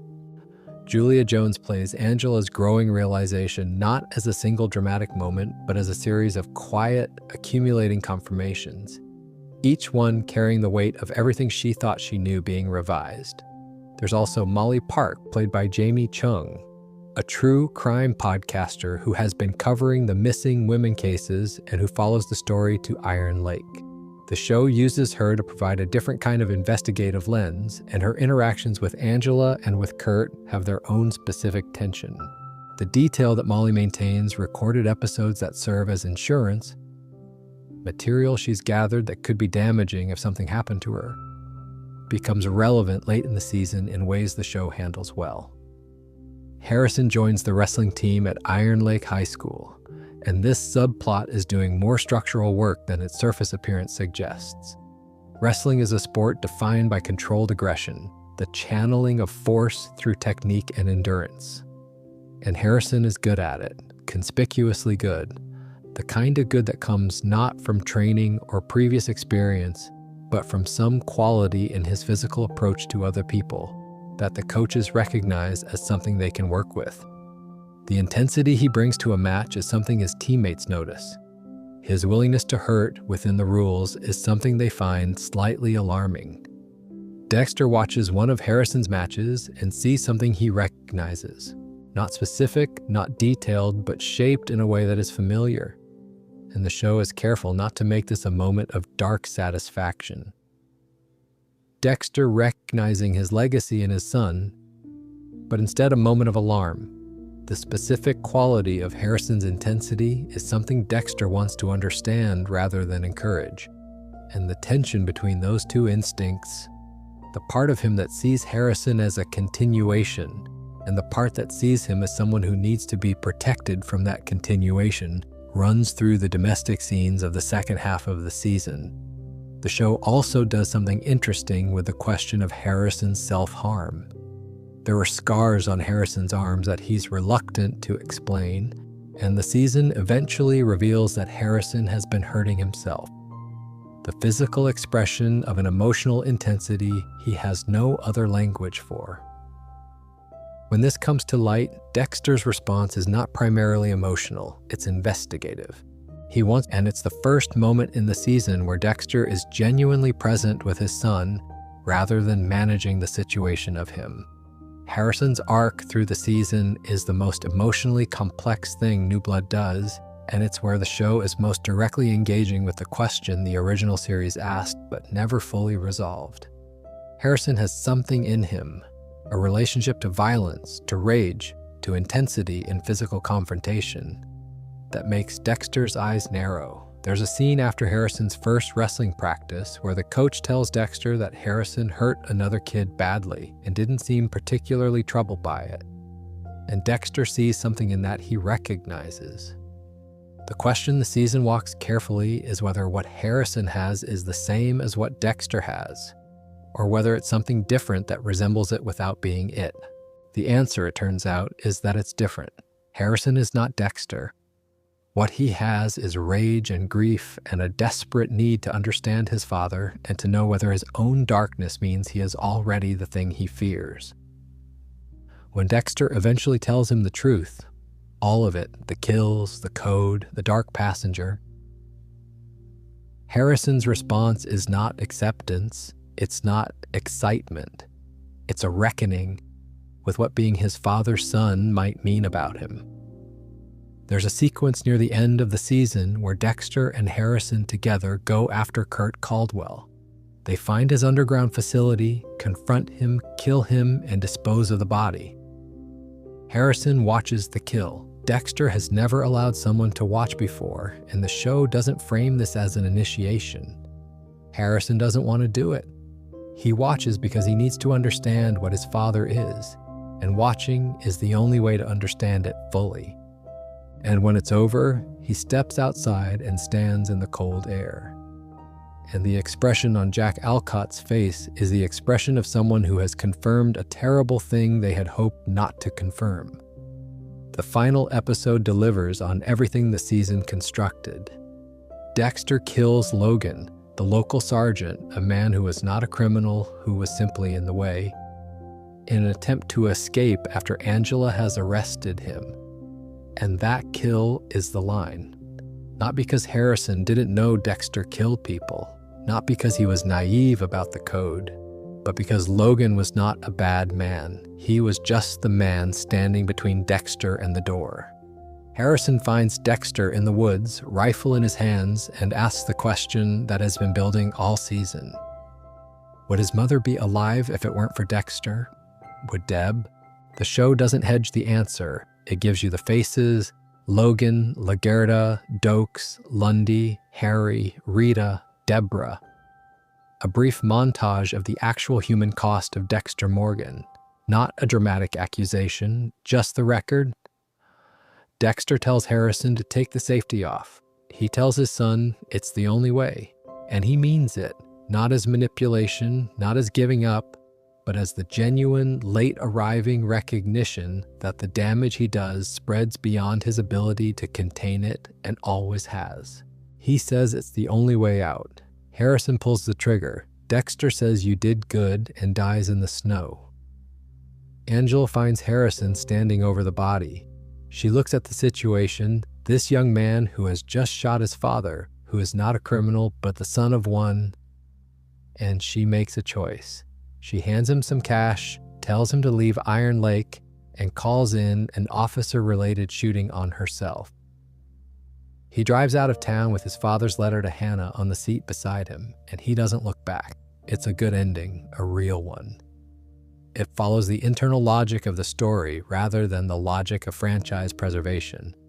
Whether you find it satisfying or tragic depends on what you brought to it. But it's honest in a way the original finale wasn't, and honesty in a finale is rarer than it should be. And then they announced Resurrection.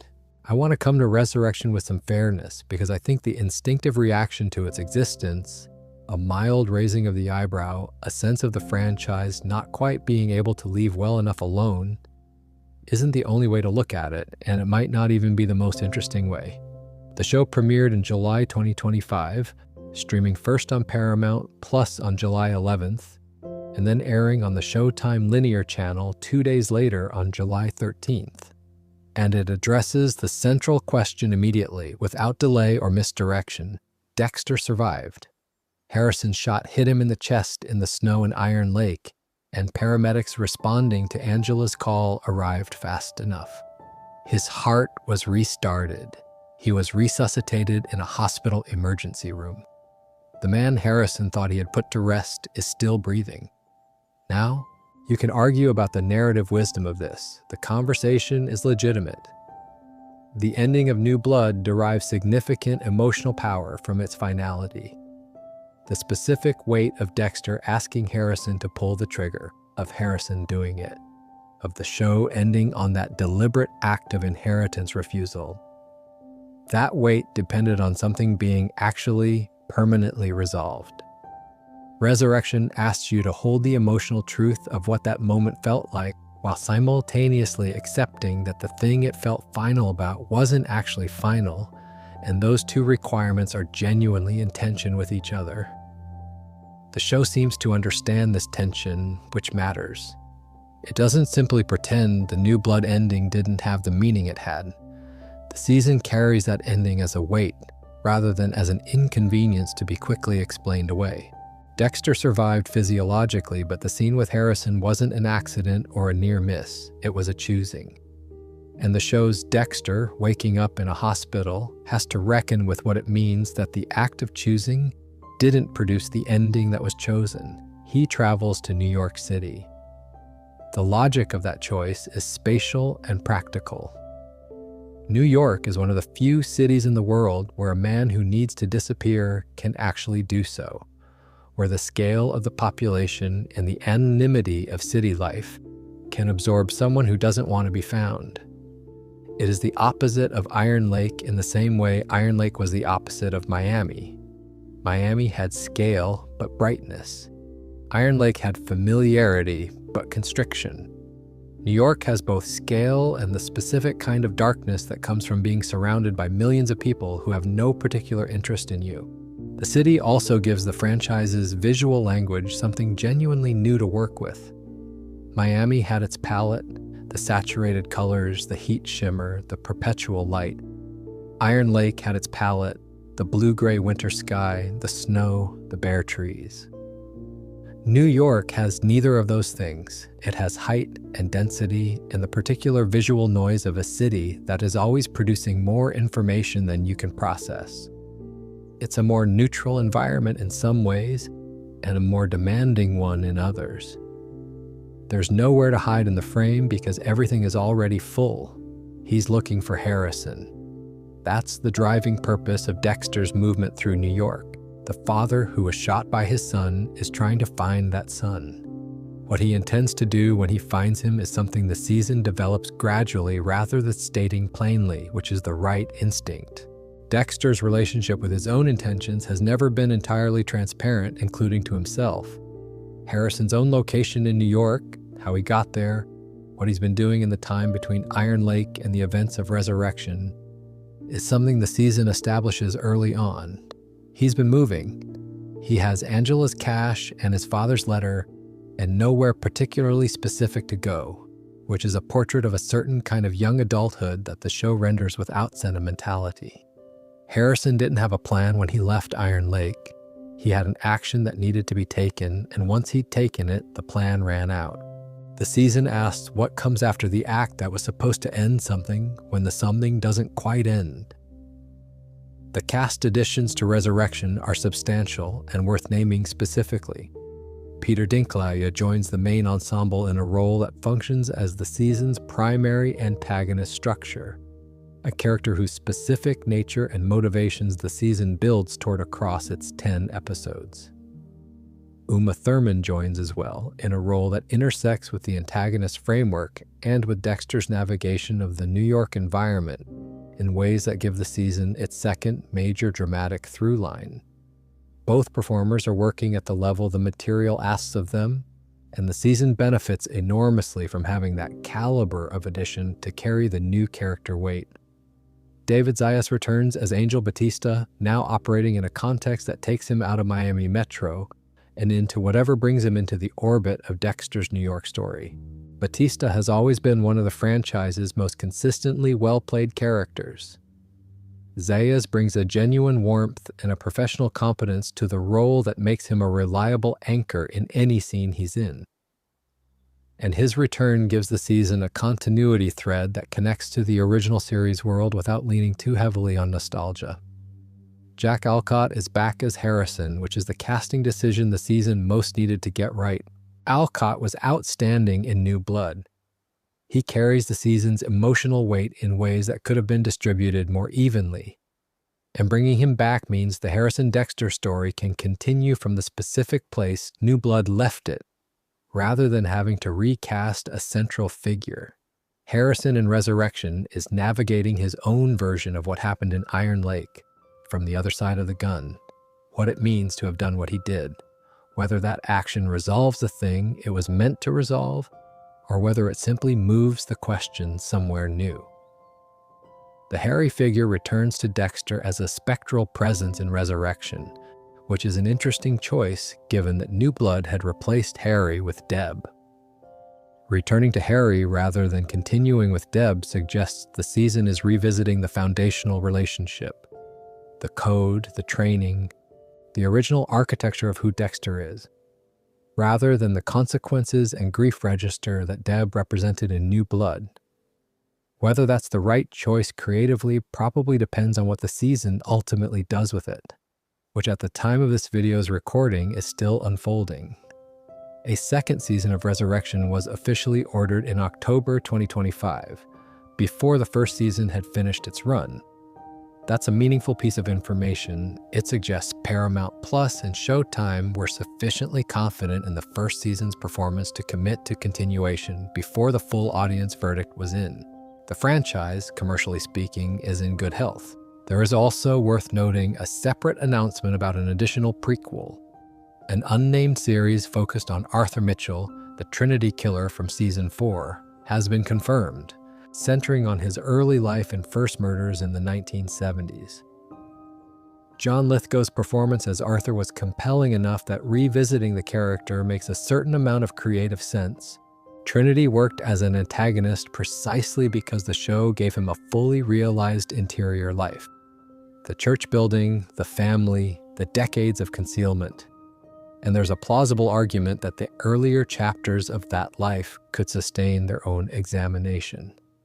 The broader question of what resurrection means for the Dexter story, whether it enriches or complicates what came before, whether the franchise should have stopped at New Blood or whether it still has something to say, is not one I think has a clean answer yet. New Blood made a closing argument, a real one. Resurrection has reopened the proceedings, and whether the new argument is as honest and as rigorously constructed as the old one is something only the full run of the season, and whatever follows it, will finally determine. What I can say is that Clyde Phillips is still running it, and given the evidence of his track record, what he built the first time, what he restored when he came back for New Blood. That's probably the most substantive reason for reasonable optimism. Since we've spent the better part of this video inside the story, I want to use this final section to step back from it and spend some time in the world behind the show. The source material, the music, the production history, the showrunner decisions that shape the franchise's quality arc, the behind-the-scenes details that I think make the whole thing more interesting rather than less once you know them. Let's begin with Jeff Lindsay, because the novels deserve a proper mention and they're genuinely interesting if you love the character. Lindsay published Darkly Dreaming Dexter in 2004, and the first season of the television series drew from it closely. The ice truck killer plot, the central setup of Dexter as a forensic professional who is also a vigilante serial killer following a code. The texture of Miami Metro as the institutional backdrop. After that, the show went entirely its own way. Lindsay continued writing Dexter novels, 8 in total, and the books diverged significantly from the television series in ways that are interesting to map. The most significant divergence is tonal. Lindsay's books are more pulpy, more overtly comedic in their darkness, less interested in the psychological interiority that the television series made its primary subject. The Dexter of the novels has a different relationship to humor than the Dexter of the show. He's funnier in a more detached, cynical way, less burdened by the question of whether what he does is justified. The books are enjoyable in their own right, but they're not trying to be what the television series was trying to be. And then there's the dark passenger. In the novels, Lindsay eventually leans into the dark passenger as something potentially supernatural, an entity, an external presence that inhabits Dexter rather than simply a way of naming something in his neurology and psychology. The television series made a deliberate, consistent choice to treat the dark passenger as metaphor, a psychological construct, a name for something that is located in Dexter's history and his brain chemistry and his specific experience, not in anything outside him. That decision is, I think, one of the reasons the show works as serious drama rather than slipping into something more genre-inflected. It keeps the horror internal rather than externalizing it, and internal horror is almost always more interesting. The first novel is worth your time if you haven't read it. The subsequent ones are pleasant company on a long journey if the character appeals to you, but you shouldn't expect them to feel like extensions of what the show was doing. Daniel Licht's score is something I want to spend some time on because it's one of those elements of the franchise that people absorb without necessarily thinking about it explicitly, and it rewards explicit attention. Licht composed across the original series and into New Blood, providing the show with an auditory identity that is, it's hard to describe briefly, Latin-inflected, eerie, and faintly carnivalesque. There's something about it that is almost cheerful in a deeply unsettled way, a lightness that sits interestingly against the content it's scoring. The main theme, often called The blood theme, or the main title theme, is one of the most immediately recognizable pieces of television music from its era. 2 bars, and most people who watch the show know exactly what it is. The way Licht scored individual episodes was similarly textured. He didn't give you a horror score or a thriller score. He gave you something more specific, something that tracked the particular quality of Dexter's interior experience. Curious, methodical, faintly amused, occasionally lonely. The music understood the character. What Licht managed to do across 8 seasons and then through New Blood was maintain the tonal consistency of the score even as the show moved through very different creative registers. The score of Season 1 and the score of Season 4 feel like the same musical world. The same instrumentation, the same harmonic language, the same relationship between the surface, cheerfulness, and the underlying unease. That consistency is one of the things that holds the franchise together as a continuous experience even when the showrunner and writing staff have changed. The music is the thread you hold onto when other things are shifting. Licht passed away in 2017, which is genuinely sad. He never got to hear how the franchise he'd spent over a decade scoring continued without him. Robert Lydecker and Clint Bennett handled the New Blood score, working to maintain continuity with what Licht established while adapting for the new visual language of Iron Lake and its winter setting. They managed the transition more gracefully than you might have expected, which is a testament both to their skill and to how thoroughly Licht had established the franchise's auditory grammar.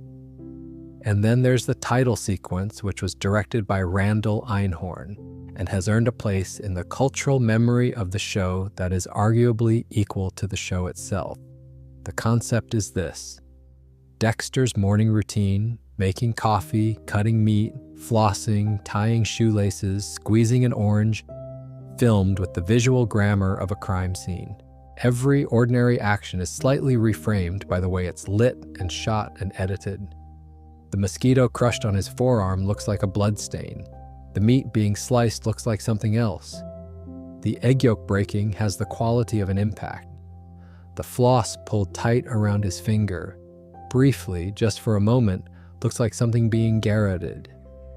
The effect, delivered before a single line of dialogue, is to teach you exactly how to watch what follows.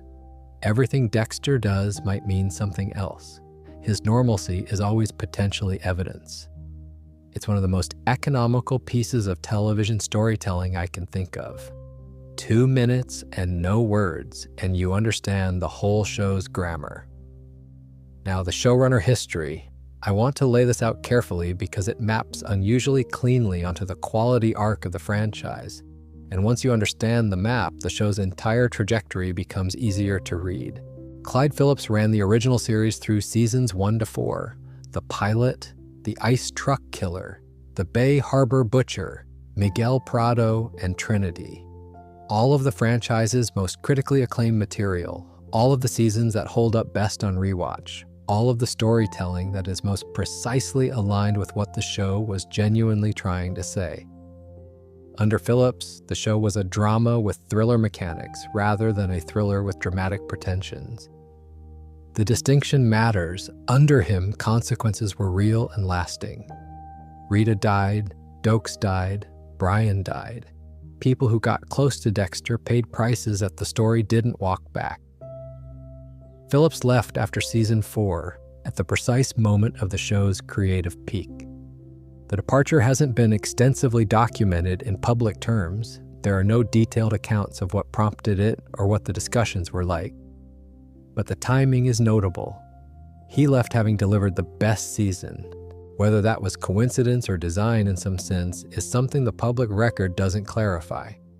Chip Johannesson came in for season 5. He's a capable showrunner, and season 5 is a decent season, but it has a transitional quality that feels appropriate to someone managing the aftermath of another person's peak achievement. 1 season, then out. Scott Buck took over for seasons 6 through 8. Buck is a competent television producer whose career includes work on 6 Feet Under and other respectable projects, and to be fair to him, inheriting a franchise at the moment after its best season. and with a departing showrunner whose vision had defined it is not an easy position. The Buck era has real moments. Hannah McKay in Season 7 is good. The Deborah knowing arc in Season 7 is well constructed. LaGuerta's investigation is the most interesting thing the Buck era produces, but something about the architecture is off in ways that the better individual elements can't compensate for. The seasonal antagonists after Trinity don't achieve the same combination of menace and humanity. The stakes, despite nominally escalating, feel lower. And the finale of Season 8 is the definitive failure of the era, not because it's poorly produced or incompetently written, but because it makes an emotionally false choice about the character. The Lumberjack ending isn't a narrative failure, it's a character failure. And character failure is harder to forgive. Phillips came back for New Blood, Original Sin, and Resurrection. And New Blood in particular reads like someone who had been watching what happened in his absence and had very specific ideas about what needed to be corrected. The consequences are real again. The ending follows the story's logic rather than the franchise's commercial logic. Dexter doesn't escape. He's not given the opportunity to start over. He is held to account in the most direct way the story can produce. That's show running as authorship, and it's rarer than it should be. Michael C. Hall's performance across the franchise deserves extended discussion that a single section can't really provide, but let me try to locate the specific quality that makes it work. The internal monologue is technically very demanding. It requires Hall to maintain a coherent psychological interiority across hundreds of episodes, carrying information the character knows, information the audience knows, information nobody knows yet, and keeping all of those registers simultaneously present and correctly weighted. It also requires him to make thought sound like thought rather than narration, to find the speaking rhythm of a specific kind of mind rather than the explaining rhythm of a storytelling device. He does this with what sounds like ease, which is the hardest thing to do in performance. He made his directorial debut with the Season 8 episode Every Silver Lining. The actor who had been the creative center of the show for years stepping behind the camera in its final season. The episode is decent, though not outstanding, but the gesture of it matters. Hall had been in every frame of the show for 8 years, and his interest in the craft extended beyond performance. The franchise's awards history is worth noting briefly, both for what it received and for what it didn't. Michael C. Hall was nominated for 5 consecutive Emmy Awards for Outstanding Lead Actor in a Drama Series across seasons 2 through 6, which is a meaningful measure of critical respect for the performance, even in years when the writing around it was uneven. John Lithgow won the Emmy for Outstanding Guest Actor in a Drama Series for his Trinity performance in Season 4, which is the most unambiguous recognition the franchise received from the major American television awards. Jennifer Carpenter, despite what many considered the best sustained female performance in the series, never received a major individual nomination from the Emmys. The kind of oversight that becomes clearer in retrospect when you re-watch the Season 7 material and the Season 6 finale. Julia Stiles received a Golden Globe nomination for Season 5, which she deserved. The Hodgkin's lymphoma diagnosis during Season 4 I've already mentioned, but I want to return to it briefly in this context because I think it changes the way you experience Season 4 once you know it. Hall was receiving treatment while delivering what is almost certainly his best work in the role. The emotional range the season asks of him, the desire for connection, the fear of what he is, the specific devastation of the finale, was produced under circumstances that would legitimately excuse a less committed performance. He doesn't take that excuse. Season 4, Hall is Season 4. Hall regardless of what was happening in his body during production. And that commitment to the work is the kind of thing that deserves to be named plainly. The CBS syndication chapter of the franchise's history is one of those genuinely odd footnotes that becomes more interesting the longer you look at it. During the 2007 to 2008 Writers Guild of America strike, Showtime needed programming, networks needed programming, and someone decided that edited versions of Dexter Season 1 could run on CBS. The editing was substantial. Graphic content removed, language cleaned down to a TV-14 rating from the show's standard TVMA. The Parents Television Council protested, which remains one of the more peculiar protest positions in the organization's history, objecting to a version of a show about serial killing with most of the serial killing removed. There's an interesting theoretical point buried in that objection, actually. The Parents Television Council was, in a roundabout way, identifying something real about the show. That the appeal of Dexter isn't primarily the violence, which the CBS edit removed, but the identification with the character which the edit couldn't touch. You root for Dexter not because you see him kill people, but because Michael C. Hall makes his interiority feel real, because you understand his motivations even when you can't endorse them. The CBS broadcasts were, in a sense, a test of that proposition, and the fact that the show still worked in edited form, that audiences found it compelling with the graphic content stripped out, is evidence that the protest had identified something real about the show's actual mechanism of engagement, even if the conclusion it drew was questionable. The CBS broadcasts helped introduce the show to an audience that didn't have Showtime access, and the show's subsequent performance as a DVD rental, at one point described as the most rented DVD box set in Netflix's catalog, owes something to that exposure. People who caught the edited broadcast wanted the full version, and the full version was available in red envelopes. On the production side, the show was filmed primarily in Long Beach, California, not Miami. The production design team built Miami's aesthetic on Los Angeles sets and through location work around Southern California, with selective actual Miami shooting for establishing material and specific outdoor scenes. The pilot was shot during the 2005 hurricane season. Katrina, Rita, and Wilma all passed through the Gulf Coast during production, which created various logistical difficulties that the production navigated well enough that none of them are visible in the finished pilot. For a show set in a city known for hurricanes, it was an apt complication. The streaming history is something I find genuinely interesting to trace, because it maps the franchise's second life quite precisely. Dexter was available on Netflix in the United States for a significant window, a major reason it found successive waves of new audiences in the late 2000s and into the 2010s. Netflix viewers discovered it years after original broadcast and watched it in the way the streaming model allowed, entire seasons at a time, which gave the show a cultural presence that outlasted its Showtime run by quite a bit. It was removed from Netflix in approximately June 2025, with streaming rights consolidating entirely under Paramount Plus with Showtime. If you're looking for the full franchise now, that's where it lives. All 4 series, all 126 episodes in the same place. Something I didn't think about until I started paying closer attention is the aspect ratio history of the franchise. It's a small thing, but it tells you something about how each entry was positioned. The original series was shot in standard 16:9 widescreen, which was the Showtime standard of its era. New Blood and Resurrection shifted to an ultra-wide 21:9 ratio. The letterboxed cinema format associated with prestige and scale, which creates a noticeably different visual experience on standard screens. Original Sin used 18:9, splitting the difference. The 21:9 choice for New Blood was deliberate. The production wanted to signal that this was a different kind of Dexter entry, that the scope had changed. Whether it succeeded probably depends on how you watch it.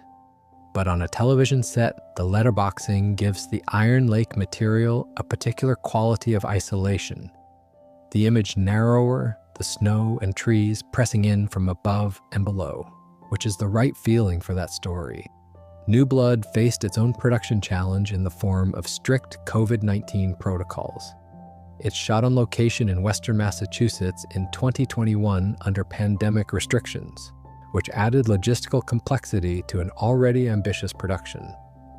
The winter setting was real rather than constructed, which gives the season a physical authenticity that you feel in the footage. The franchise's full numerical footprint: 96 episodes across the original 8 seasons, 10 in New Blood, 10 in Original Sin, and 10 episodes in Resurrection's first season.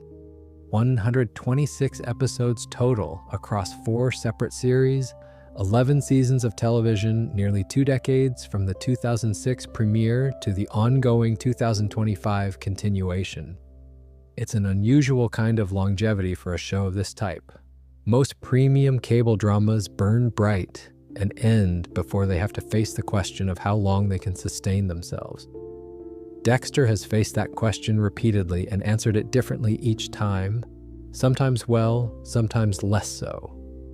What the numbers don't capture, and what I think is the actual reason the franchise keeps finding an audience, is that Michael C. Hall's performance has remained consistent across all of it. The original series, New Blood, the voiceover in Original Sin, Resurrection.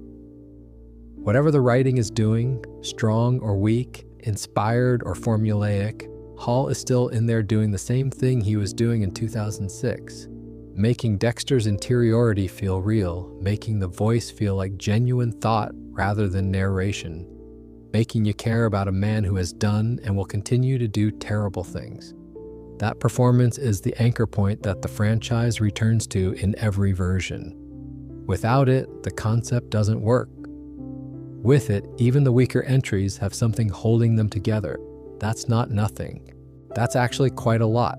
What it adds up to is a franchise that has genuine peaks and genuine troughs, that found one of the best seasons of television drama of the 2000s in season 4, and then took nearly a decade to find its way back to something close to that quality in New Blood.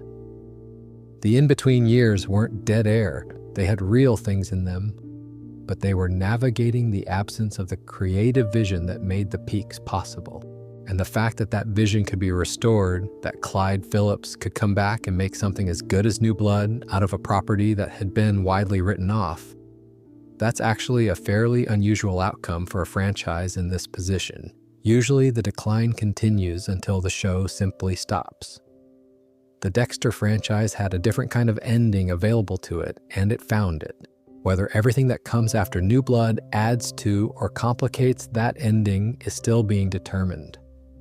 But that question, the question the franchise keeps asking itself, is not an entirely bad question to still be alive. And I think that's probably the right note to end on tonight. We have been here for quite a while, and I appreciate you staying with it. We've covered an enormous amount of ground. A 1991 prequel that traced the code back to its origins and gave us Harry and young Dexter and the younger versions of the Miami Metro world we'd spend years with. 8 original seasons across which Dexter built a life and a body count, and a set of carefully managed relationships, some of which survived the management and some of which didn't.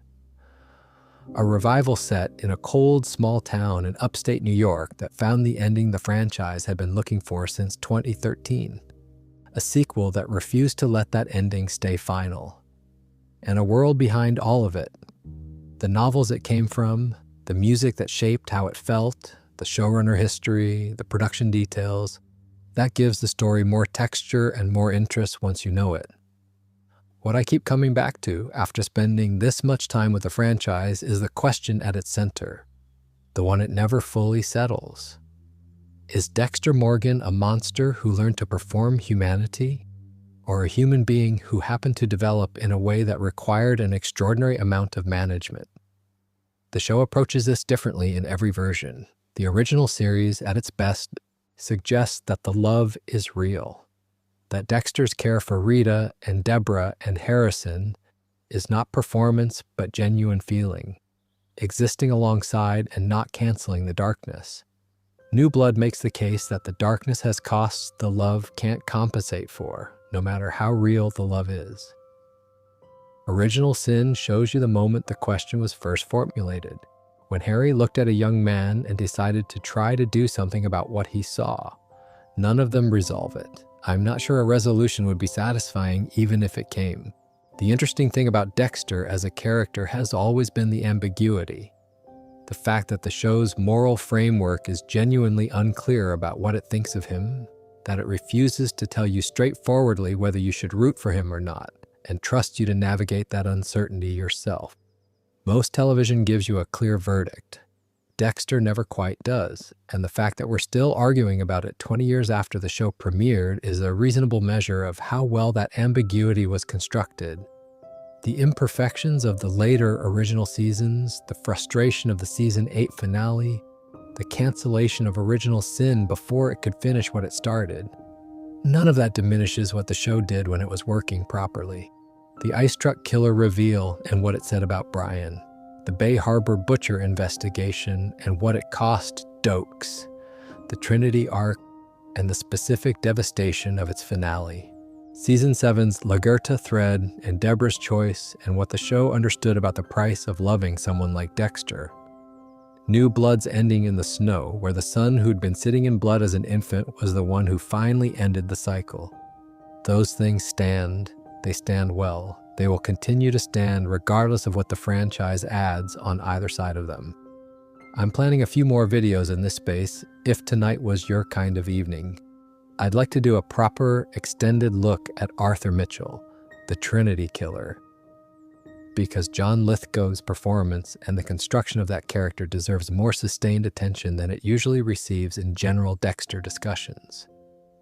And I'm also thinking about something on the code itself, what it actually says, where it holds together, and where it quietly breaks down when you follow its logic further than the show typically does.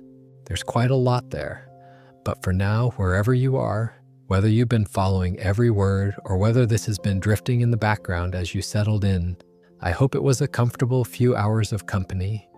I appreciate you being here. The dark passenger can rest. Good night.